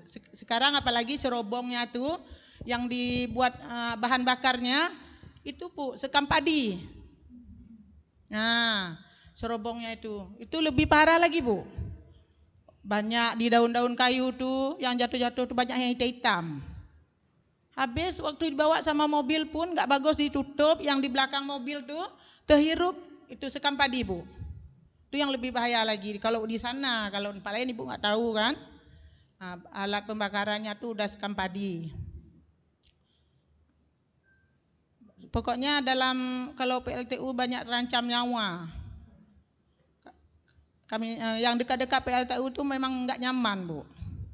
Tapi alhamdulillah kami udah pindah sedikit dari situ, udah nyaman sedikit. Tapi masih banyak juga, masih rame yang masih duduk-duduk dekat-dekat tuh juga. Tahun berapa Bu pindahnya? Kemarin tahun 2020. Oh tahun 2020. Kalau pindah. PLTU-nya dari tahun? PLTU dari bergeraknya. Berarti dari tahun 2010. 2010 udah sekitar 1 dekade ya Bu ya? Iya, 10 tahun jadinya tuh antara 3 tahun lah kita bilang. Tapi itu yang memutuskan itu pindah itu dibiayai oleh negara atau memang dari Ibu sendiri untuk pindah? Pindah dari negara. Dari negara. Dari PLTU. Oke, 500. 3 kiloan tuh masih masih dekat kan? Dekat, masih dekat. Apalagi apa yang dirasakan waktu? Masih juga kalau tentang debu dalam rumah tuh udah agak berkurang. Cuman yang di luar itu Bu masih kayak biasa. Di luar masih ada debunya. Kan? Tapi kalau dulu kami injak di lantai itu berbekas. Oh debunya? Iya, Ibu dulu kan jualan warung. Sampai nggak bisa lagi Ibu jualan warung. Di tempat Sunless Nasi itu bisa kita nulis debunya tuh. Oh bisa dinulis Ibu debunya. Berhenti lantaran orang yang makan, anak Ibu pun makan situ juga kan. Makanya Ibu nggak jualan lagi. Berarti kita itu bukan, maksudnya itu adanya PLTU itu bukan kita enak, berarti makin pekerjaan kita makin susah. Makin susah. Jadi Bu sekarang nggak jualan lagi. Memang kok dijualan pun nggak laku Bu. Karena banyak debunya ya masuk. Iya. Bisa dinulis di piring-piring tuh. Bisa ditulis di piring-piring saking tebalnya ya. Di rumah kita tuh kalau nggak bentar-bentar kita nyapu nggak bisa. Oh jadi harus nyapu terus gitu.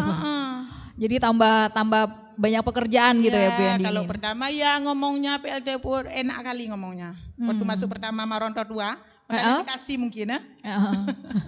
Enak kali ngomongnya. Yang tua-tua nanti nggak bisa kerja, dikasih gaji, dikasih beras katanya. Akhirnya udah siap nggak ada apa-apa.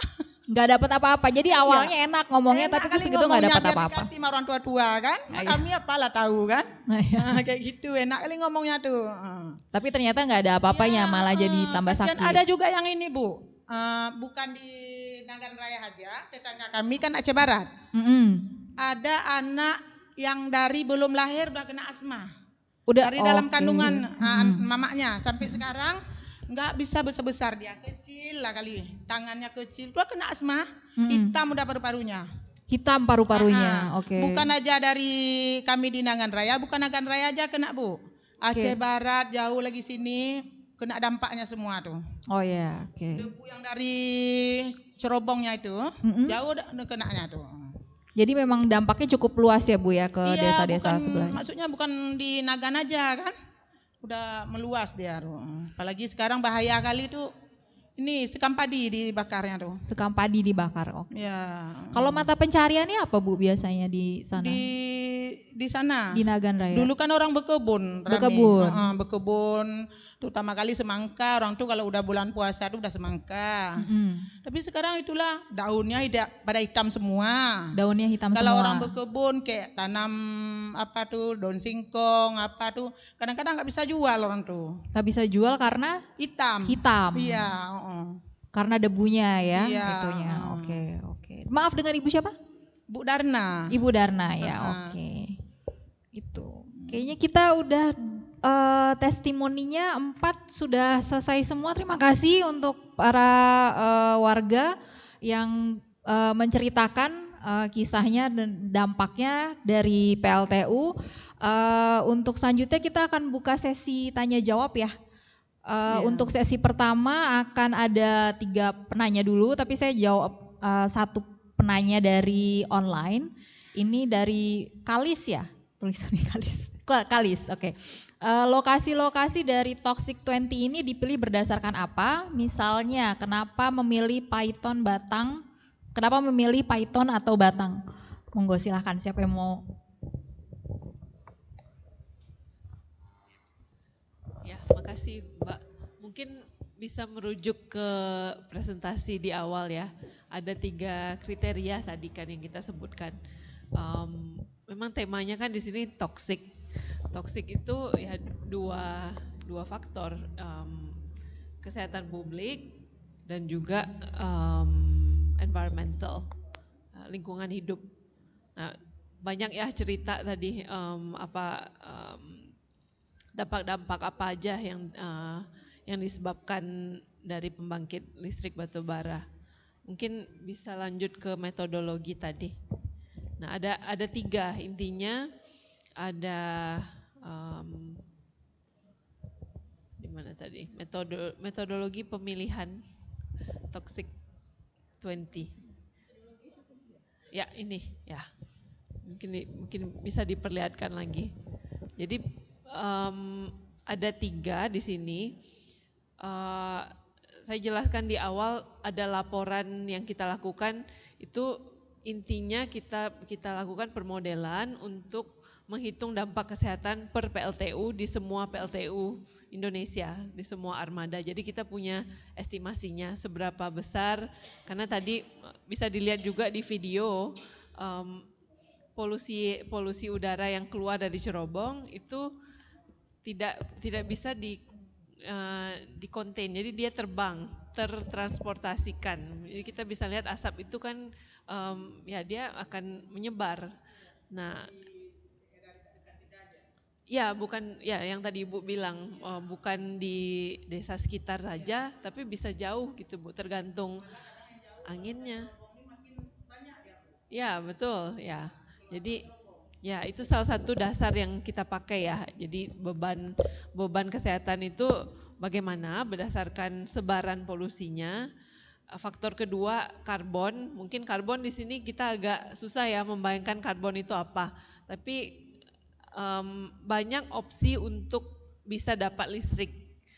Batu bara ini karbonnya paling intensif dan paling banyak mengeluarkan gas rumah kaca. Semoga kita semua di sini sudah familiar ya gas rumah kaca itu apa. Ada kenaikan suhu global yang menyebabkan banyak kerugian. Kita nggak hitung itu kerugian dari climate change dari itu seberapa besar. Tapi mungkin kita udah lihat banyak banjir, banyak natural disaster, itu salah satu simptomnya, salah satu gejala gitu.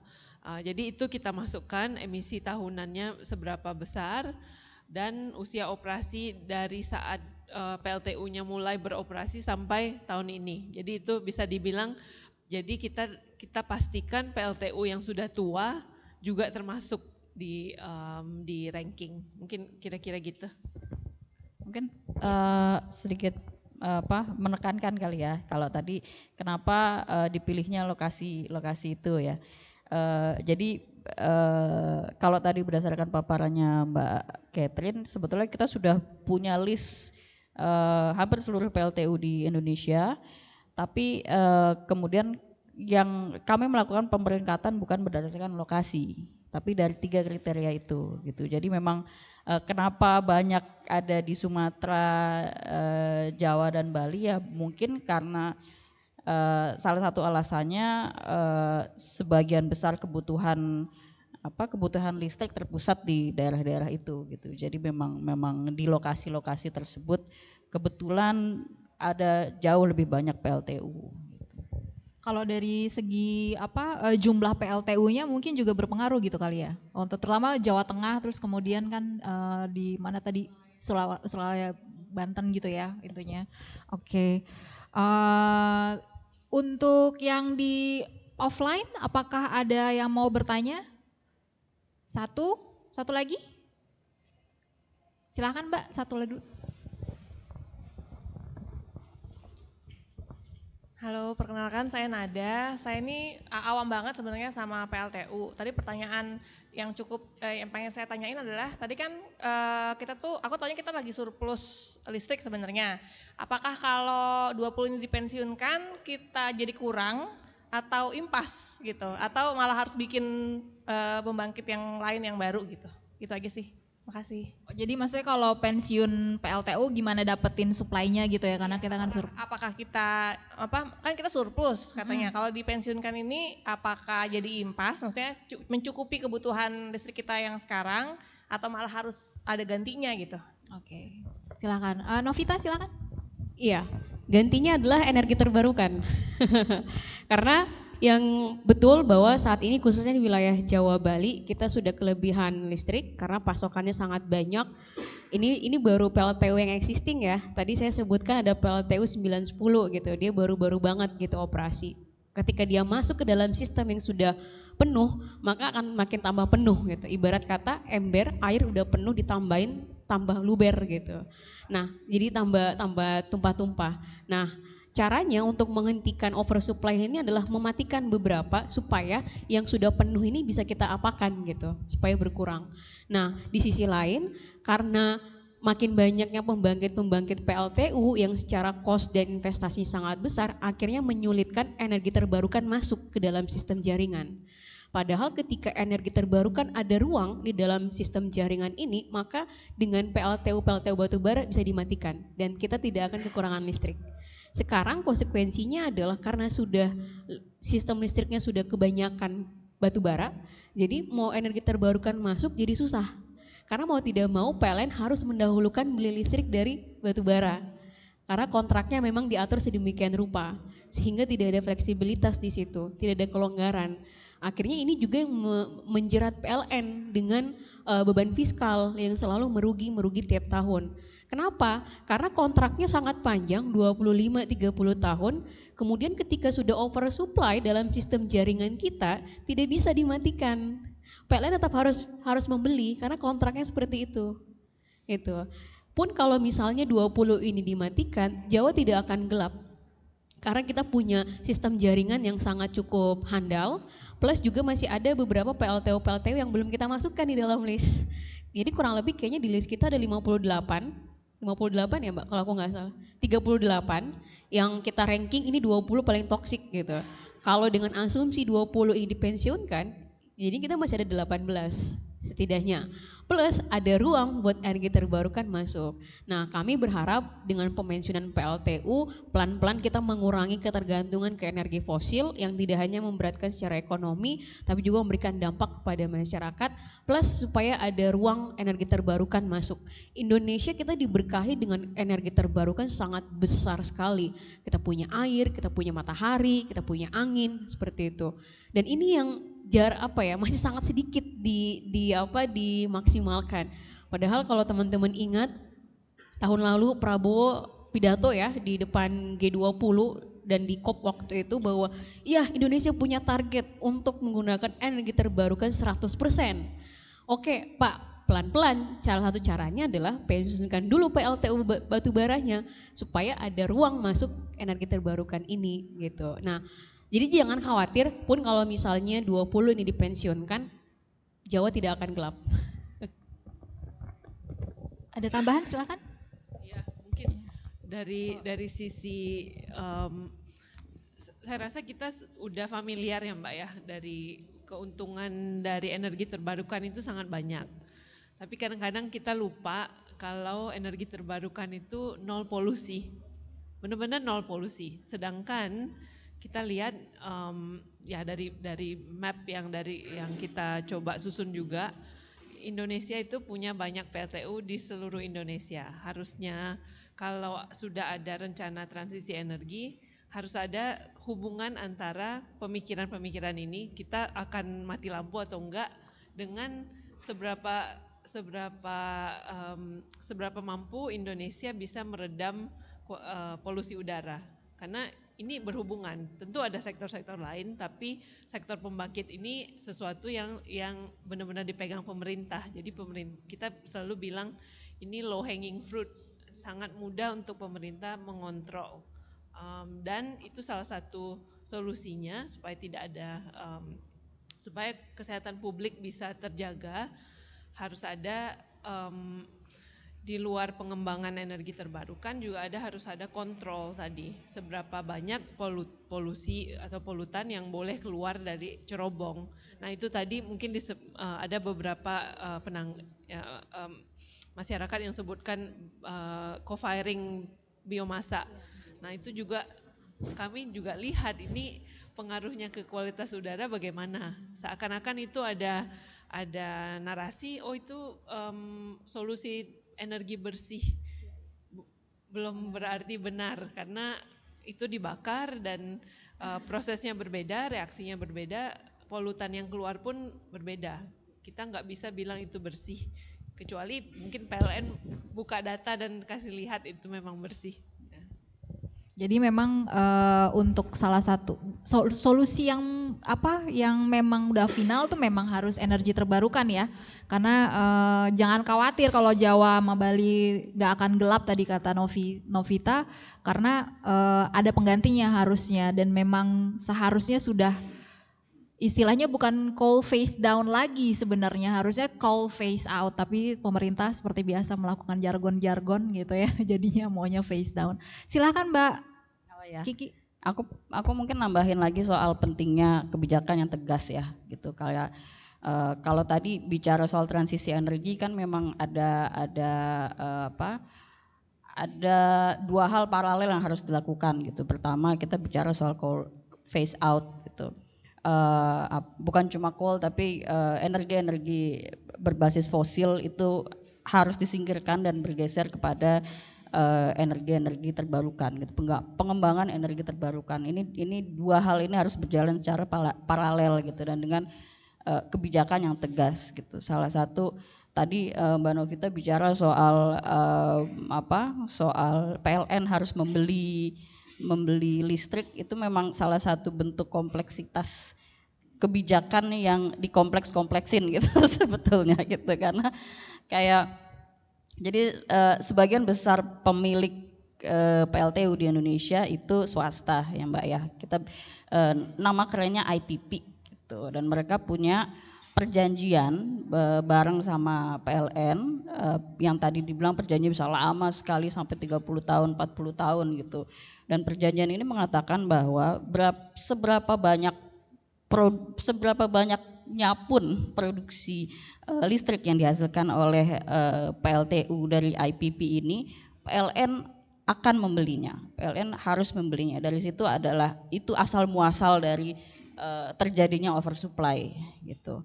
Dan itu dilematis tentu saja, karena itu membuat PLN jadi di satu sisi itu membuat PLN jadi terjebak dalam perjanjian dan membuat pemerintah atau negara kehilangan semakin banyak uang gitu, dan kehilangan semakin banyak listrik juga gitu. Ini juga lucu karena rasio elektrifikasi kita sebenarnya juga belum penuh-penuh amat gitu. Masih ada sekitar, aku nggak tahu kalau persisnya kalau nggak salah masih ada 4.000-an desa yang belum teraliri listrik di Indonesia sekarang gitu. Itu kan itu salah satu bukti juga bagaimana sistem dan kebijakan distribusi listrik kita juga masih kurang lah ya gitu. Terus juga ya terkait soal pengembangan energi terbarukan gitu, penting juga selain kita bicara soal energi terbarukan mana yang polusi udaranya semakin sedikit, juga kita juga bicara soal polusi air, polusi bagaimana itu mempengaruhi tanah, begitu juga bagaimana pengembangan energi terbarukan ini berdampak pada masyarakat sekitar gitu. Jadi saya rasa itu juga satu hal yang perlu jadi pertimbangan dalam hal pengembangan energi terbarukan di Indonesia. Kira-kira gitu tambahannya. Terima kasih. Terima kasih. Oke, silakan ada lagi yang mau bertanya? Bapak yang itu, Bu ya. Silakan Pak. Nanti kemudian Ibu yang di depan ya. Terima kasih.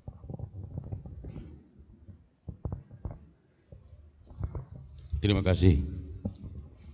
Perkenalan dulu, nama saya Pak Rodi ya, dari Indramayu. Ini menurut pemahaman ya, berbicara soal pemahaman saja. Karena kita ini bukan orang-orang pendidikan ya, kita ini termasuk kaum buruh tani. Jadi tidak mengenal soal dokumen, hanya pemahaman saja. Sebatas pemahaman, melihat berkat pengalaman hidup yang kita dari kecil sampai sekarang. Ya, jadi itu hanya sekedar pemahaman saja. Berbicara soal listrik. Karena di sini ruang listrik namanya ya yang dibicarakan. Listrik semakin banyak, saya merasa kehilangan tanah. Karena apa? Dengan banyak listrik, industri akan semakin besar dibangun, maka hilanglah tanah kita. Apakah bangsa kita itu akan makan batu? Ya kan? Apakah mau makan apa?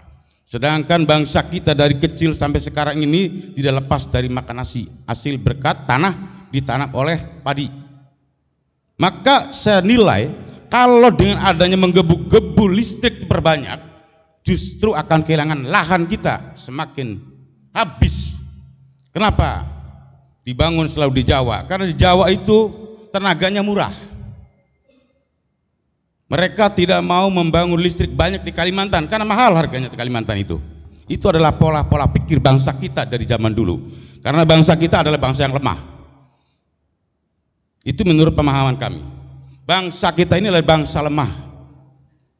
Dari zaman ke zaman itu bangsa kita adalah bangsa lemah. Apa kelemahannya bangsa kita? Ya karena tadi cukup dengan kalimat daripada nganggur. Itu tidak ada pertahanan yang paling kuat terhadap masyarakat dan warganya. Daripada nganggur, maka akhirnya digusur. Ya kan? Maka itulah jadinya hancur. Itu bangsa kita. Jadi jangan terlalu membangga-banggakan adanya listrik semakin banyak. Justru segala sesuatu butuh keseimbangan. Kalau tidak seimbang, maka pasti ada sebuah kerugian besar. Nah itulah perlu dipertimbangkan oleh adik-adik kita, saudara-saudara kita yang punya pendidikan. Maka kita layaknya memberikan pandangan atau pemahaman pada kalian semua yang memiliki jiwa pejuang dan jiwa penerus untuk bangsa kita agar ke depan lebih baik daripada sekarang. Mungkin itu pesan kami, hanya sekedar pesan, karena kami adalah orang tua. Mungkin kalau dilihat dari usia, saya sudah 65 tahun, mungkin nggak tahu ya harapan kita, tapi tetap jiwa kita itu masih selalu memikirkan negara kita. Karena kita cinta bumi kita. Bukannya sekedar cinta uang. Uang pun dari mana kalau bumi kita tidak berfungsi? Tidak akan jadi uang. Dasarnya dari bumi kita. Kita semua belajar cinta pada bumi. Terutama itu satu yang pertama. Kalau sudah cinta pada bumi, maka bumi kita akan selamat. Itu saya ulangi kembali. Hasil pemahaman saya, hasil penelitian saya, atau penilaian saya, sehingga dengan banyaknya listrik, apa sih perlunya? Listrik sudah tidak terpakai, PLN banyak utang gara-gara listrik nganggur. Kenapa masih membangun listrik? Nah, tujuannya apa? Tujuannya cuma hanya mau menghabiskan lahan kita saja. Jangka panjangnya apa? Enggak ada. Yang bisa membuat jangka panjang dari kakek kita sampai cicit kita ke bawah itu adalah bumi yang perlu diselamatkan. Kan itu. Kalau yang lain itu cuma sekedar hanya buat pandangan-pandangan saja. Hanya mengikuti nafsu saja, hanya mengikuti ambisi saja, hanya itu saja. Mungkin pemahaman dari kami hanya itu. Oke. Terima kasih itu ya, saja. Terima kasih Pak. Silakan Bu.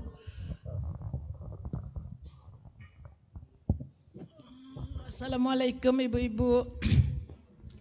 Ini Bu, masalah PLTU. Kami yang dekat di situ PLTU itu kan katanya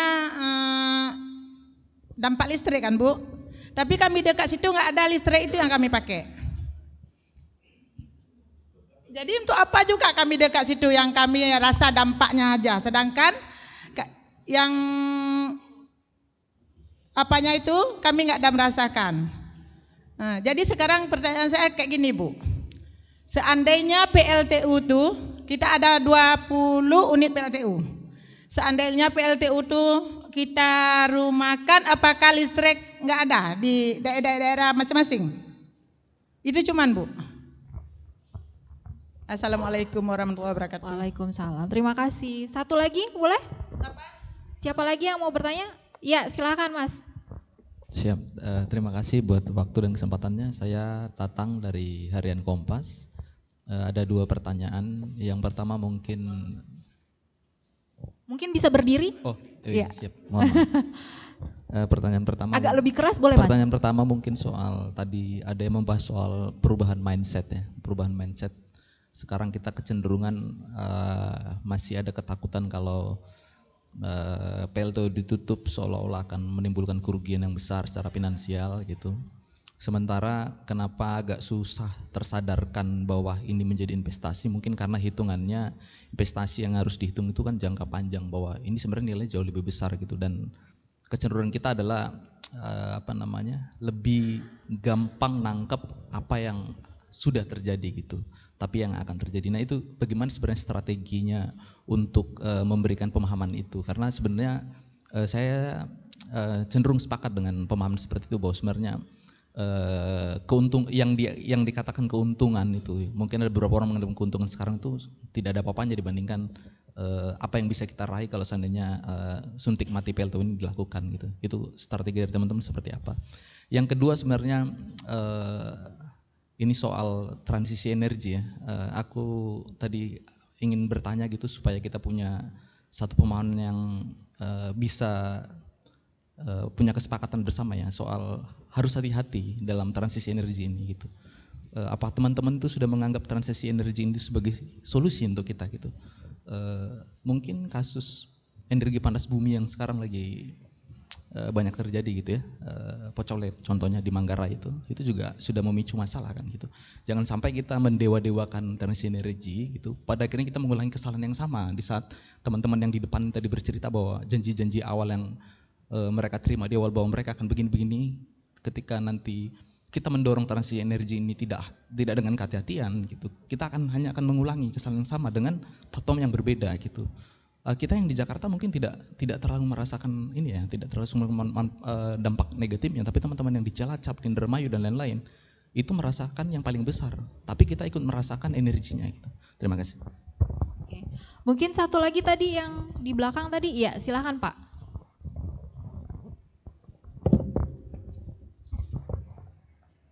Baik, sebelumnya saya ucapkan Assalamualaikum warahmatullahi wabarakatuh. Waalaikumsalam. Nama saya Mistra dari Indramayu, yang dekat dari PLTU 1 Indramayu. Yang saya ingin pertanyakan, kenapa sih pemerintah selalu membangun soal PLTU? Karena yang namanya PLTU itu sudah sangat meresahkan warga, meresahkan rakyat bagi kita yang terdampak. Kita ini nelayan, hidupnya di bibir pantai, setiap hari saya hidup mencari ikan di laut. Kenapa limbah PLTU itu dibuang ke laut? Laut kita rusak oleh PLTU. Ikan-ikan kita sulit para nelayan untuk mencari ikan di laut itu.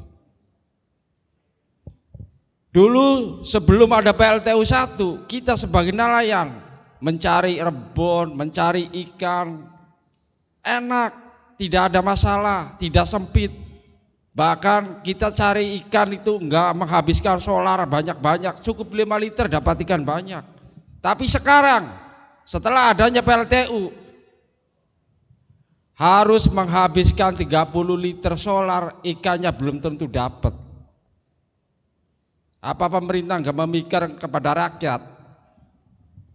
Yang namanya PLTU itu sudah membuat dampak. Terutama orang itu butuh sehat. Sehat itu adalah penting. Nomor 1.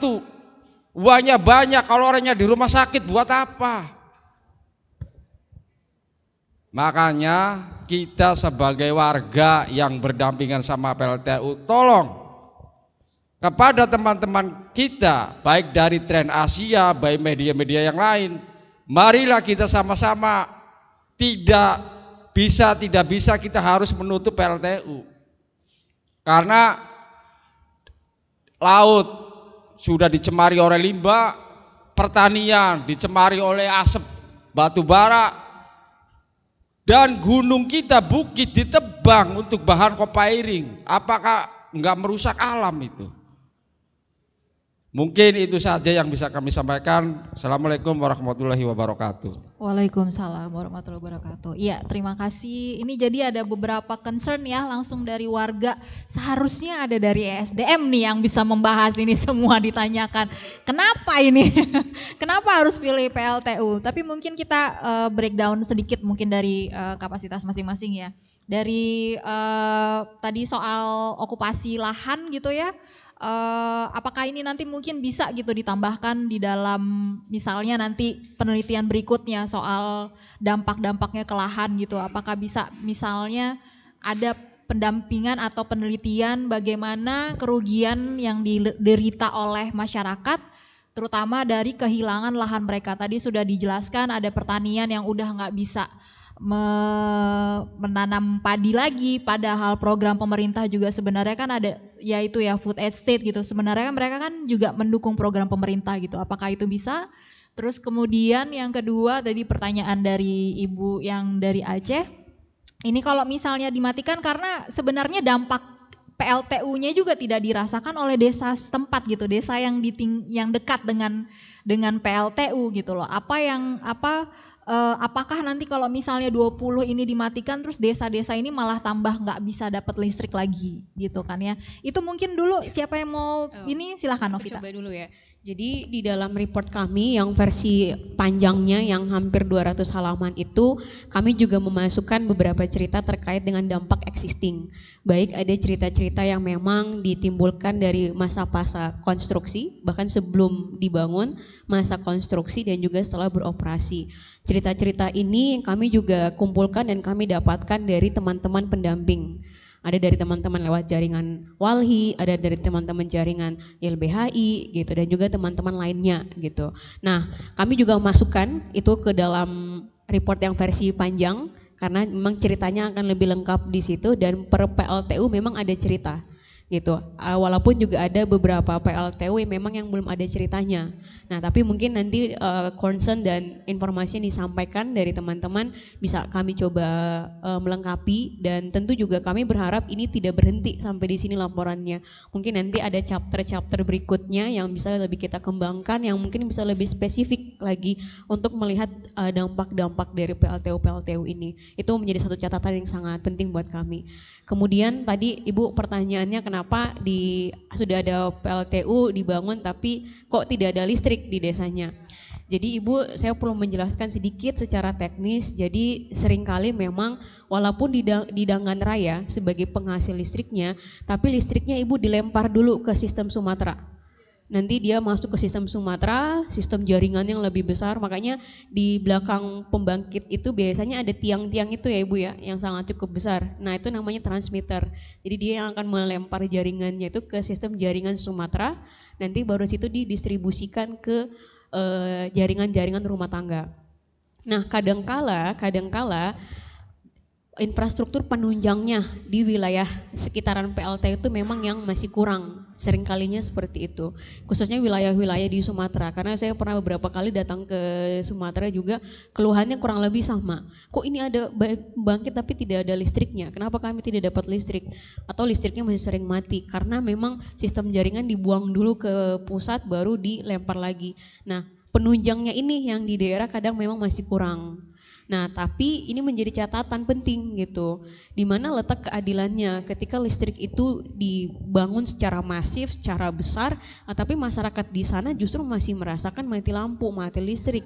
Justru malah yang di Jawa yang listriknya menyala 24 jam, tidak pernah mati gitu. Tapi ternyata mereka yang ada di wilayah Suralaya, yang ada di wilayah Jawa lain, justru malah masih sering mengalami mati listrik gitu. Nah di sini betul, belum lagi mahal gitu. Nah karena memang tadi infrastruktur penunjangnya juga tidak merata gitu. Nah seharusnya ini menjadi catatan penting buat pemerintah, ketika memang itu tidak bisa diakomodir, maka berilah ruang, fasilitasi, berikan insentif kepada warga dan kemudahan supaya bisa menghasilkan listrik sendiri.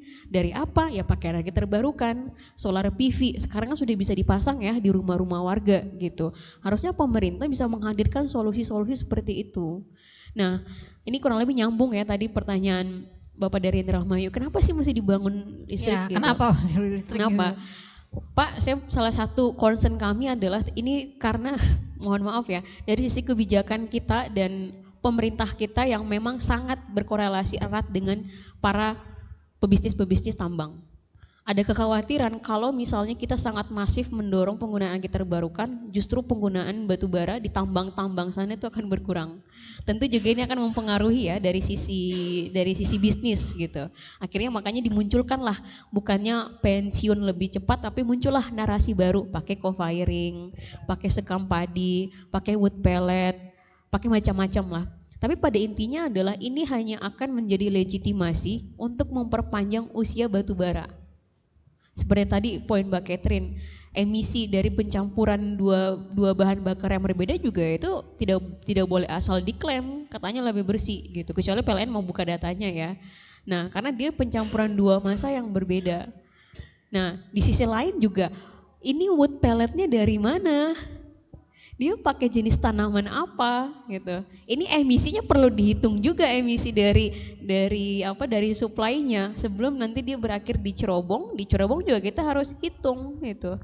Sama kayak kita menggunakan tungku untuk masak air. Tadinya kita pakai cuma bara. Tapi wah baranya mahal, ya sudah kita campur saja pakai kayu.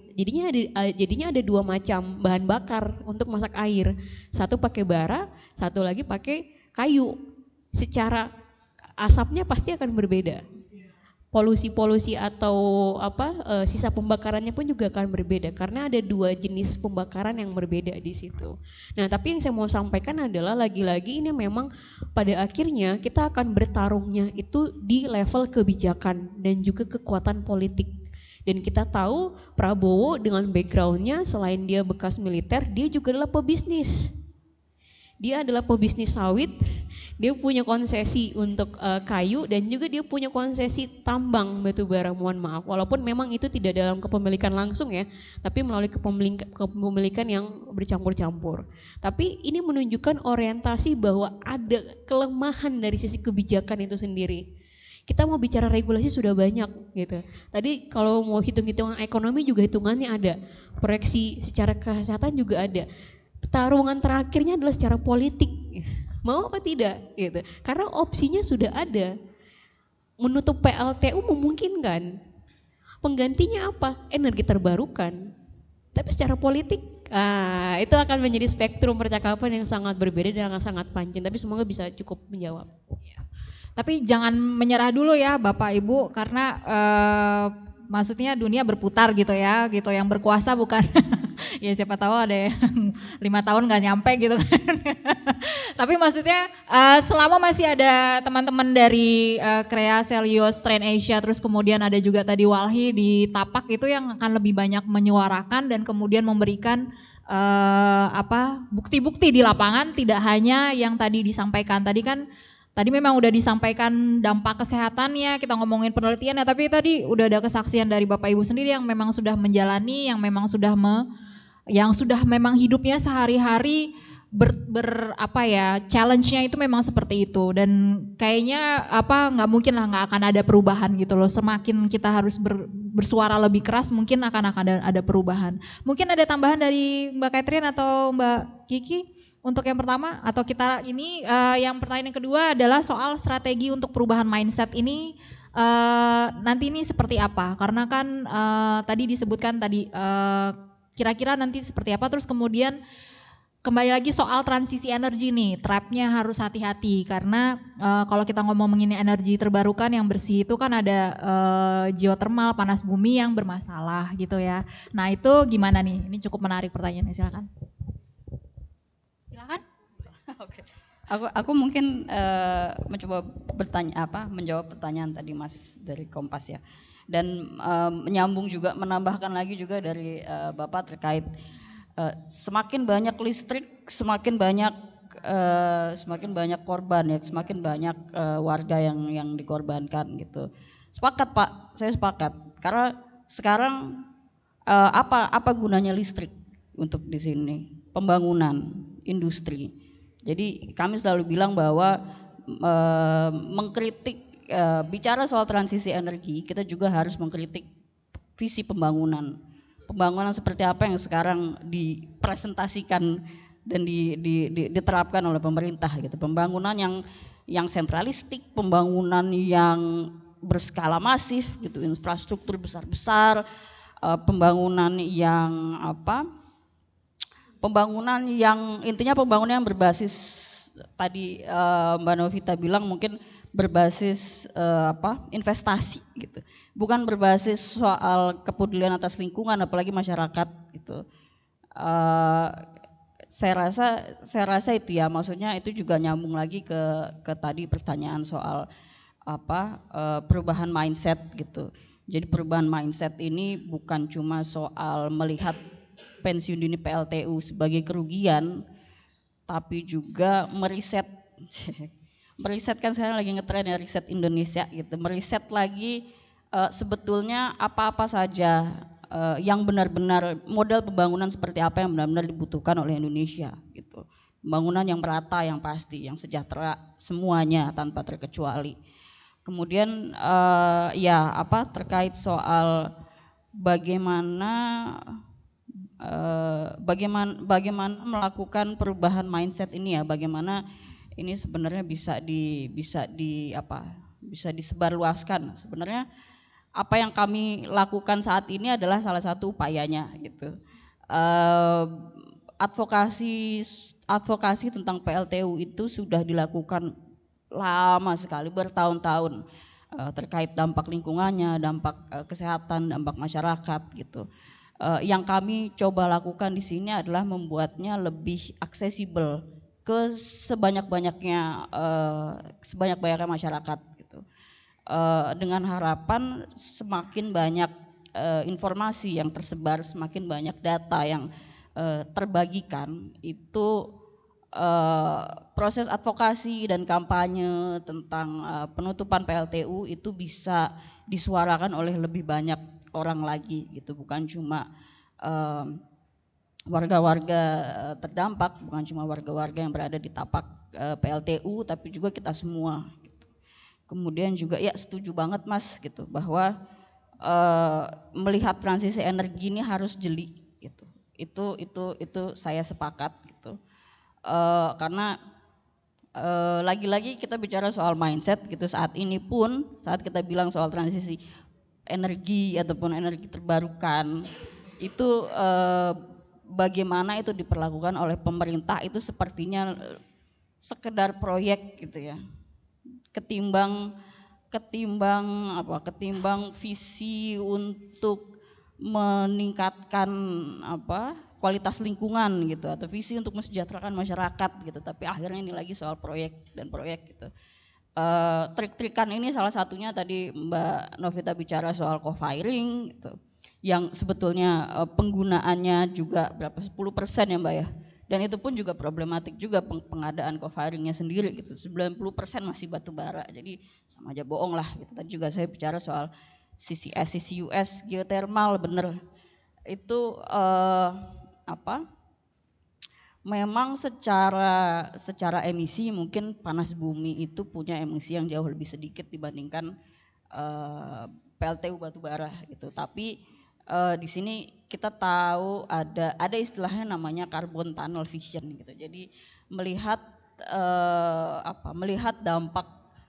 melihat proses transisi energi cuma dari segi seberapa besar emisi yang dikeluarkan gitu. Jadi yang dilihat itu cuma yang ada di atas dampaknya, sementara yang ada di bawah, apa yang terjadi pada masyarakat, apa yang terjadi pada degradasi lingkungan di tanah, di air itu enggak diperhitungkan gitu.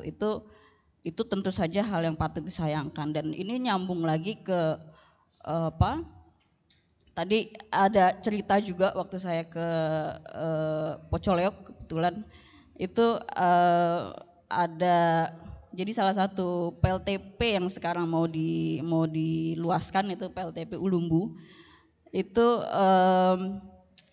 warga di sekitarnya itu katanya baru mendapatkan aliran listrik di situ 9 tahun setelah PLTP itu beroperasi gitu. Jadi ya terlepas dari adanya faktor jaringan, tapi itu kan juga aneh ya gitu. Sementara itu salah satu dari hal yang awalnya dijanjikan gitu, bahwa kalian akan dapat energi bersih gratis segala macam, tapi ternyata itu baru kejadian sekitar 9 tahun setelah iya kan Bu, itu salah satu ini kan janji-janji manis kan. Nah itu termasuk juga betul harus jeli. Dan ya betul, bukan cuma dari segi seberapa besar emisi yang dihasilkan, tapi juga seberapa besar dampak yang dihasilkan di masyarakat, lingkungan, dan secara sosial dan kesehatan sih kurang lebih. Ya, aku mungkin nambahin sedikit karena udah lengkap sekali. Cuman menambahkan ya kata-kata transisi energi yang berkeadilan. Ya, berkeadilan itu mungkin nggak sama untuk banyak negara. Memang sekarang sudah secara global transisi energi sudah terjadi dan semacam ada race gitu. Ada negara-negara yang agresif. Banyak negara yang sudah tutup PLTU-nya semuanya. Dan kita kapan? Kan itu pertanyaannya, itu kita kapan? Mungkin aku mau nambahkan aja, karena transisi energi berkeadilan ini multifaset dan kompleks. Sayang SDM nggak ada, karena kalau bisa kita bisa dengar dari ahlinya, dari pemerintah yang punya mandat dan punya kuasa untuk memutuskan, untuk berdiskusi. Mereka memutuskan itu apa logisnya apa, dan apa sudah ada bukti kalau itu untuk kepentingan rakyat. Intinya kan itu. Mungkin aku sih mau tambahkan, karena tadi si Bapak ada sebutkan pendidikan. Pendidikan itu sih sebenarnya mudah Pak, karena tinggal meminta, karena banyak ahli, bukan cuma nasional, juga expert. Nah ini Indonesia akan dilihat dunia juga. Prabowo makanya walaupun tadi Mbak Novita nyebutin ya ada konflik kepentingan, tapi presiden kita ngomong kok di global kita mau 100% energi terbarukan 2035, kita mau tutup semua PLTU dan semua pembangkit fosil 2040. Kenapa Pak Prabowo ngomong gitu? Nah mungkin kita masyarakat harus ngeh juga, harus ngerti akan ada masa PLTU batubara ini semuanya ditutup, dan itu sudah ada kerangkanya. Tapi pergerakannya di beberapa dekade ke depan bagaimana? Terus kalau memang narasi mahal dan murah di dalam dekade ini, dekade ke depan, kita semua punya andil untuk membentuk mungkin ya Mbak di situ. Itu kembali ke pertanyaan si Mas dari Kompas tadi. Kita masyarakat udah ngerti nggak mahal itu gimana? Karena sekarang pun mungkin ada narasi batu bara yang paling murah. Siapa yang bayar kalau ke rumah sakit? Semua dampaknya kayaknya kita semua yang bayar loh gitu. Nggak ada yang hitung. Sayangnya pemerintah nggak menghitung dan nggak bertanggung jawab terhadap itu. Jadi mungkin narasi mahal dan murah perlu kita perlu hati-hati gitu. Thank you. Oke, waktunya sudah di ujung ya, udah di ini. Mungkin ada semacam kayak closing statement kali ya. What's next nih untuk Toxic 20 nih setelah dikeluarkan gitu ya? Apa yang sebenarnya akan menjadi harapan atau next stepnya apa dari teman-teman Krea, Selios dan kemudian Indonesia? Mungkin dari Novita dulu kali ya. What's next? Pertama, kami akan merampungkan dan merapikan kembali website dan juga full reportnya. Semoga bisa segera kami publikasikan yang versi detailnya. Dan juga kami berharap bahwa ini seperti tadi ya poin Kak Kiki ketika pemaparan website, ini sebenarnya sebagai medium. Kami juga memanggil dan juga berharap kepada teman-teman jejaring yang mungkin terdampak, mungkin yang sudah terhubung dengan kami atau mungkin yang belum terhubung dengan kami, ini menjadi medium untuk bersama-sama, ini menjadi medium kita untuk kita berkampanye, medium kita juga untuk nanti melakukan advokasi ke depannya. Memang ini menjadi salah satu ikhtiar jangka panjang, perjalanan sangat panjang dan akan melelahkan, tapi disinilah kita gitu, ini menjadi satu momentum bersama untuk kita bergerak bersama untuk mendorong perubahan, karena perubahan itu pasti akan terjadi, dan termasuk pemensiunan list 20 PLTU ini semoga menjadi ikhtiar kita dan bisa tercapai secepat mungkin. Dari kami mungkin ya ini permulaan ya Mbak Novita, dan semoga dari studi ini akan ada banyak diskusi, karena saya bawa topik kesehatan, sejujurnya ya kita perlu ajak lebih banyak orang. Mungkin tadi saya ada paparkan dampak bahkan untuk bayi yang belum lahir, ada dampak resiko kelahiran bobot rendah, tadi Ibu ceritakan ya, ada yang sudah lahir sudah sakit gitu. Jadi mungkin kita perlu ajak ibu-ibu semua, mungkin ibu-ibu dan anak-anak perlu dipikirkan, masyarakat yang rentan, vulnerable groups yang selama ini nggak pernah ada suara untuk memutuskan listrik kita sumbernya apa ya. Mungkin mereka harus dilibatkan, Kementerian Kesehatan misalnya, dan lebih banyak kementerian lagi, karena kenapa semuanya di SDM sih? Karena tadi Mbak Kiki bilang ada rencana pembangunan di belakang perencanaan listrik. Jadi ya semoga jadi ada wadah ya Mbak untuk diskusi lebih banyak. Dari Bu SDM kami ingin bertanya sedikit mengenai PLTS yang di Dari Krea Pak, kita udah mengundang ESDM tapi nggak datang, iya.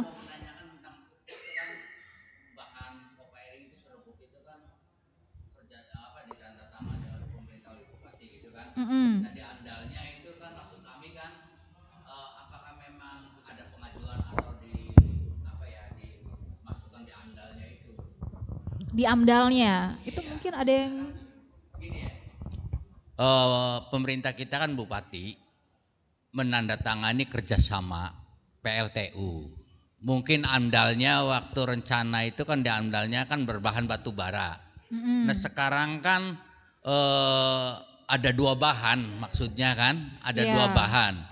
Nah apakah itu beliau itu tidak melanggar, apakah memang resmi bahwa Copairing itu dibuat bahan PLTU?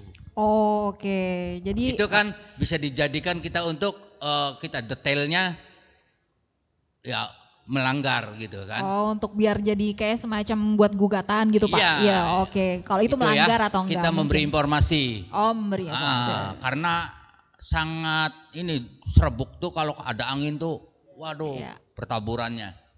Jadi tulisannya batu bara tapi yang dipakai co-firing di AMDALnya. Dua bahan. Itu kayak gitu gimana? Iya, bukan lagi batu bara itu.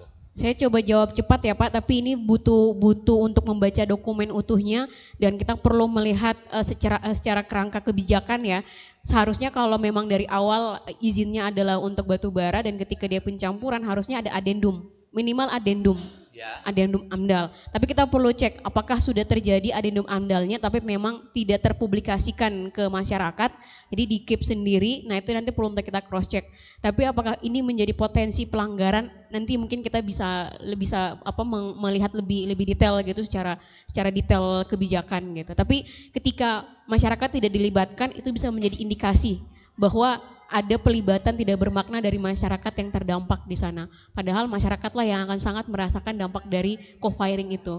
Tapi karena tidak dilibatkan, nah ini bisa menjadi potensi. Tapi kita perlu lihat ya Pak, nanti mungkin setelah ini kita akan perlu ngobrol juga dengan teman-teman Walhi Jabar, kemudian juga dengan teman-teman LBH Bandung untuk melihat gitu secara membaca dokumen gitu, di mana potensi pelanggarannya gitu. Apalagi kalau memang tidak dijalankan secara partisipatif. Oke, mungkin terakhir Mbak Kiki menutup closing statement. Silakan. Sebetulnya semua kayaknya udah disebutkan sama Mbak Novi sama Mbak Catherine. Ya harapannya pasti kedepannya selain ini jadi medium bersama gitu, juga tadi Mbak Novita bicara soal akses data gitu, transparansi data gitu. Semoga ini kami mencoba menguak sedikit tentang PLTU. Semoga dengan semakin besarnya data yang tersebar, semakin banyak orang juga tahu dan menyuarakan tentang PLTU, dan mungkin juga kedepannya untuk kita bisa lebih kritis dalam melihat narasi-narasi yang dibangun pemerintah, terutama terkait soal transisi energi ataupun narasi-narasi tentang pembangunan gitu, dengan melihat tidak cuma dampak yang ada angka di atas kertas, tapi juga dampak yang terjadi di sekitar, di warga dan lingkungan. Kira-kira gitu. Ya, terima kasih semuanya, Mbak Catherine Hasan dari CREA, Mbak Novita Indri dari Trend Asia, terus kemudian Mbak Atina Rizkiana dari Selios atas waktunya, juga teman-teman wartawan. Tadi saya ingatkan kembali ada toxic20.org, bisa dicek di websitenya semua data-datanya. Download ininya, laporannya masih di itu ya, Toxic20 bisa. Short briefnya nanti dikasih, nanti akan dikasih kan. Yang ini presentasinya boleh dikirimkan gak ke mereka ya, ke temannya. Oke. Jadinya nanti kalau teman-teman wartawan kalau masih ada pertanyaan silahkan kepada para narasumber dan kemudian pada para warga yang masih ada di sini. Terima kasih sekali untuk ibu bapak yang sudah jauh-jauh datang ke Jakarta untuk memberikan statement atau testimoninya. Terus kemudian juga terima kasih untuk teman-teman dan audiens di online. Dengan demikian saya tutup acara peluncuran laporan Toxic20 hari ini, daftar hitam 20 PLTU paling berbahaya di Indonesia. Semoga bermanfaat untuk kita. Wassalamualaikum warahmatullahi wabarakatuh.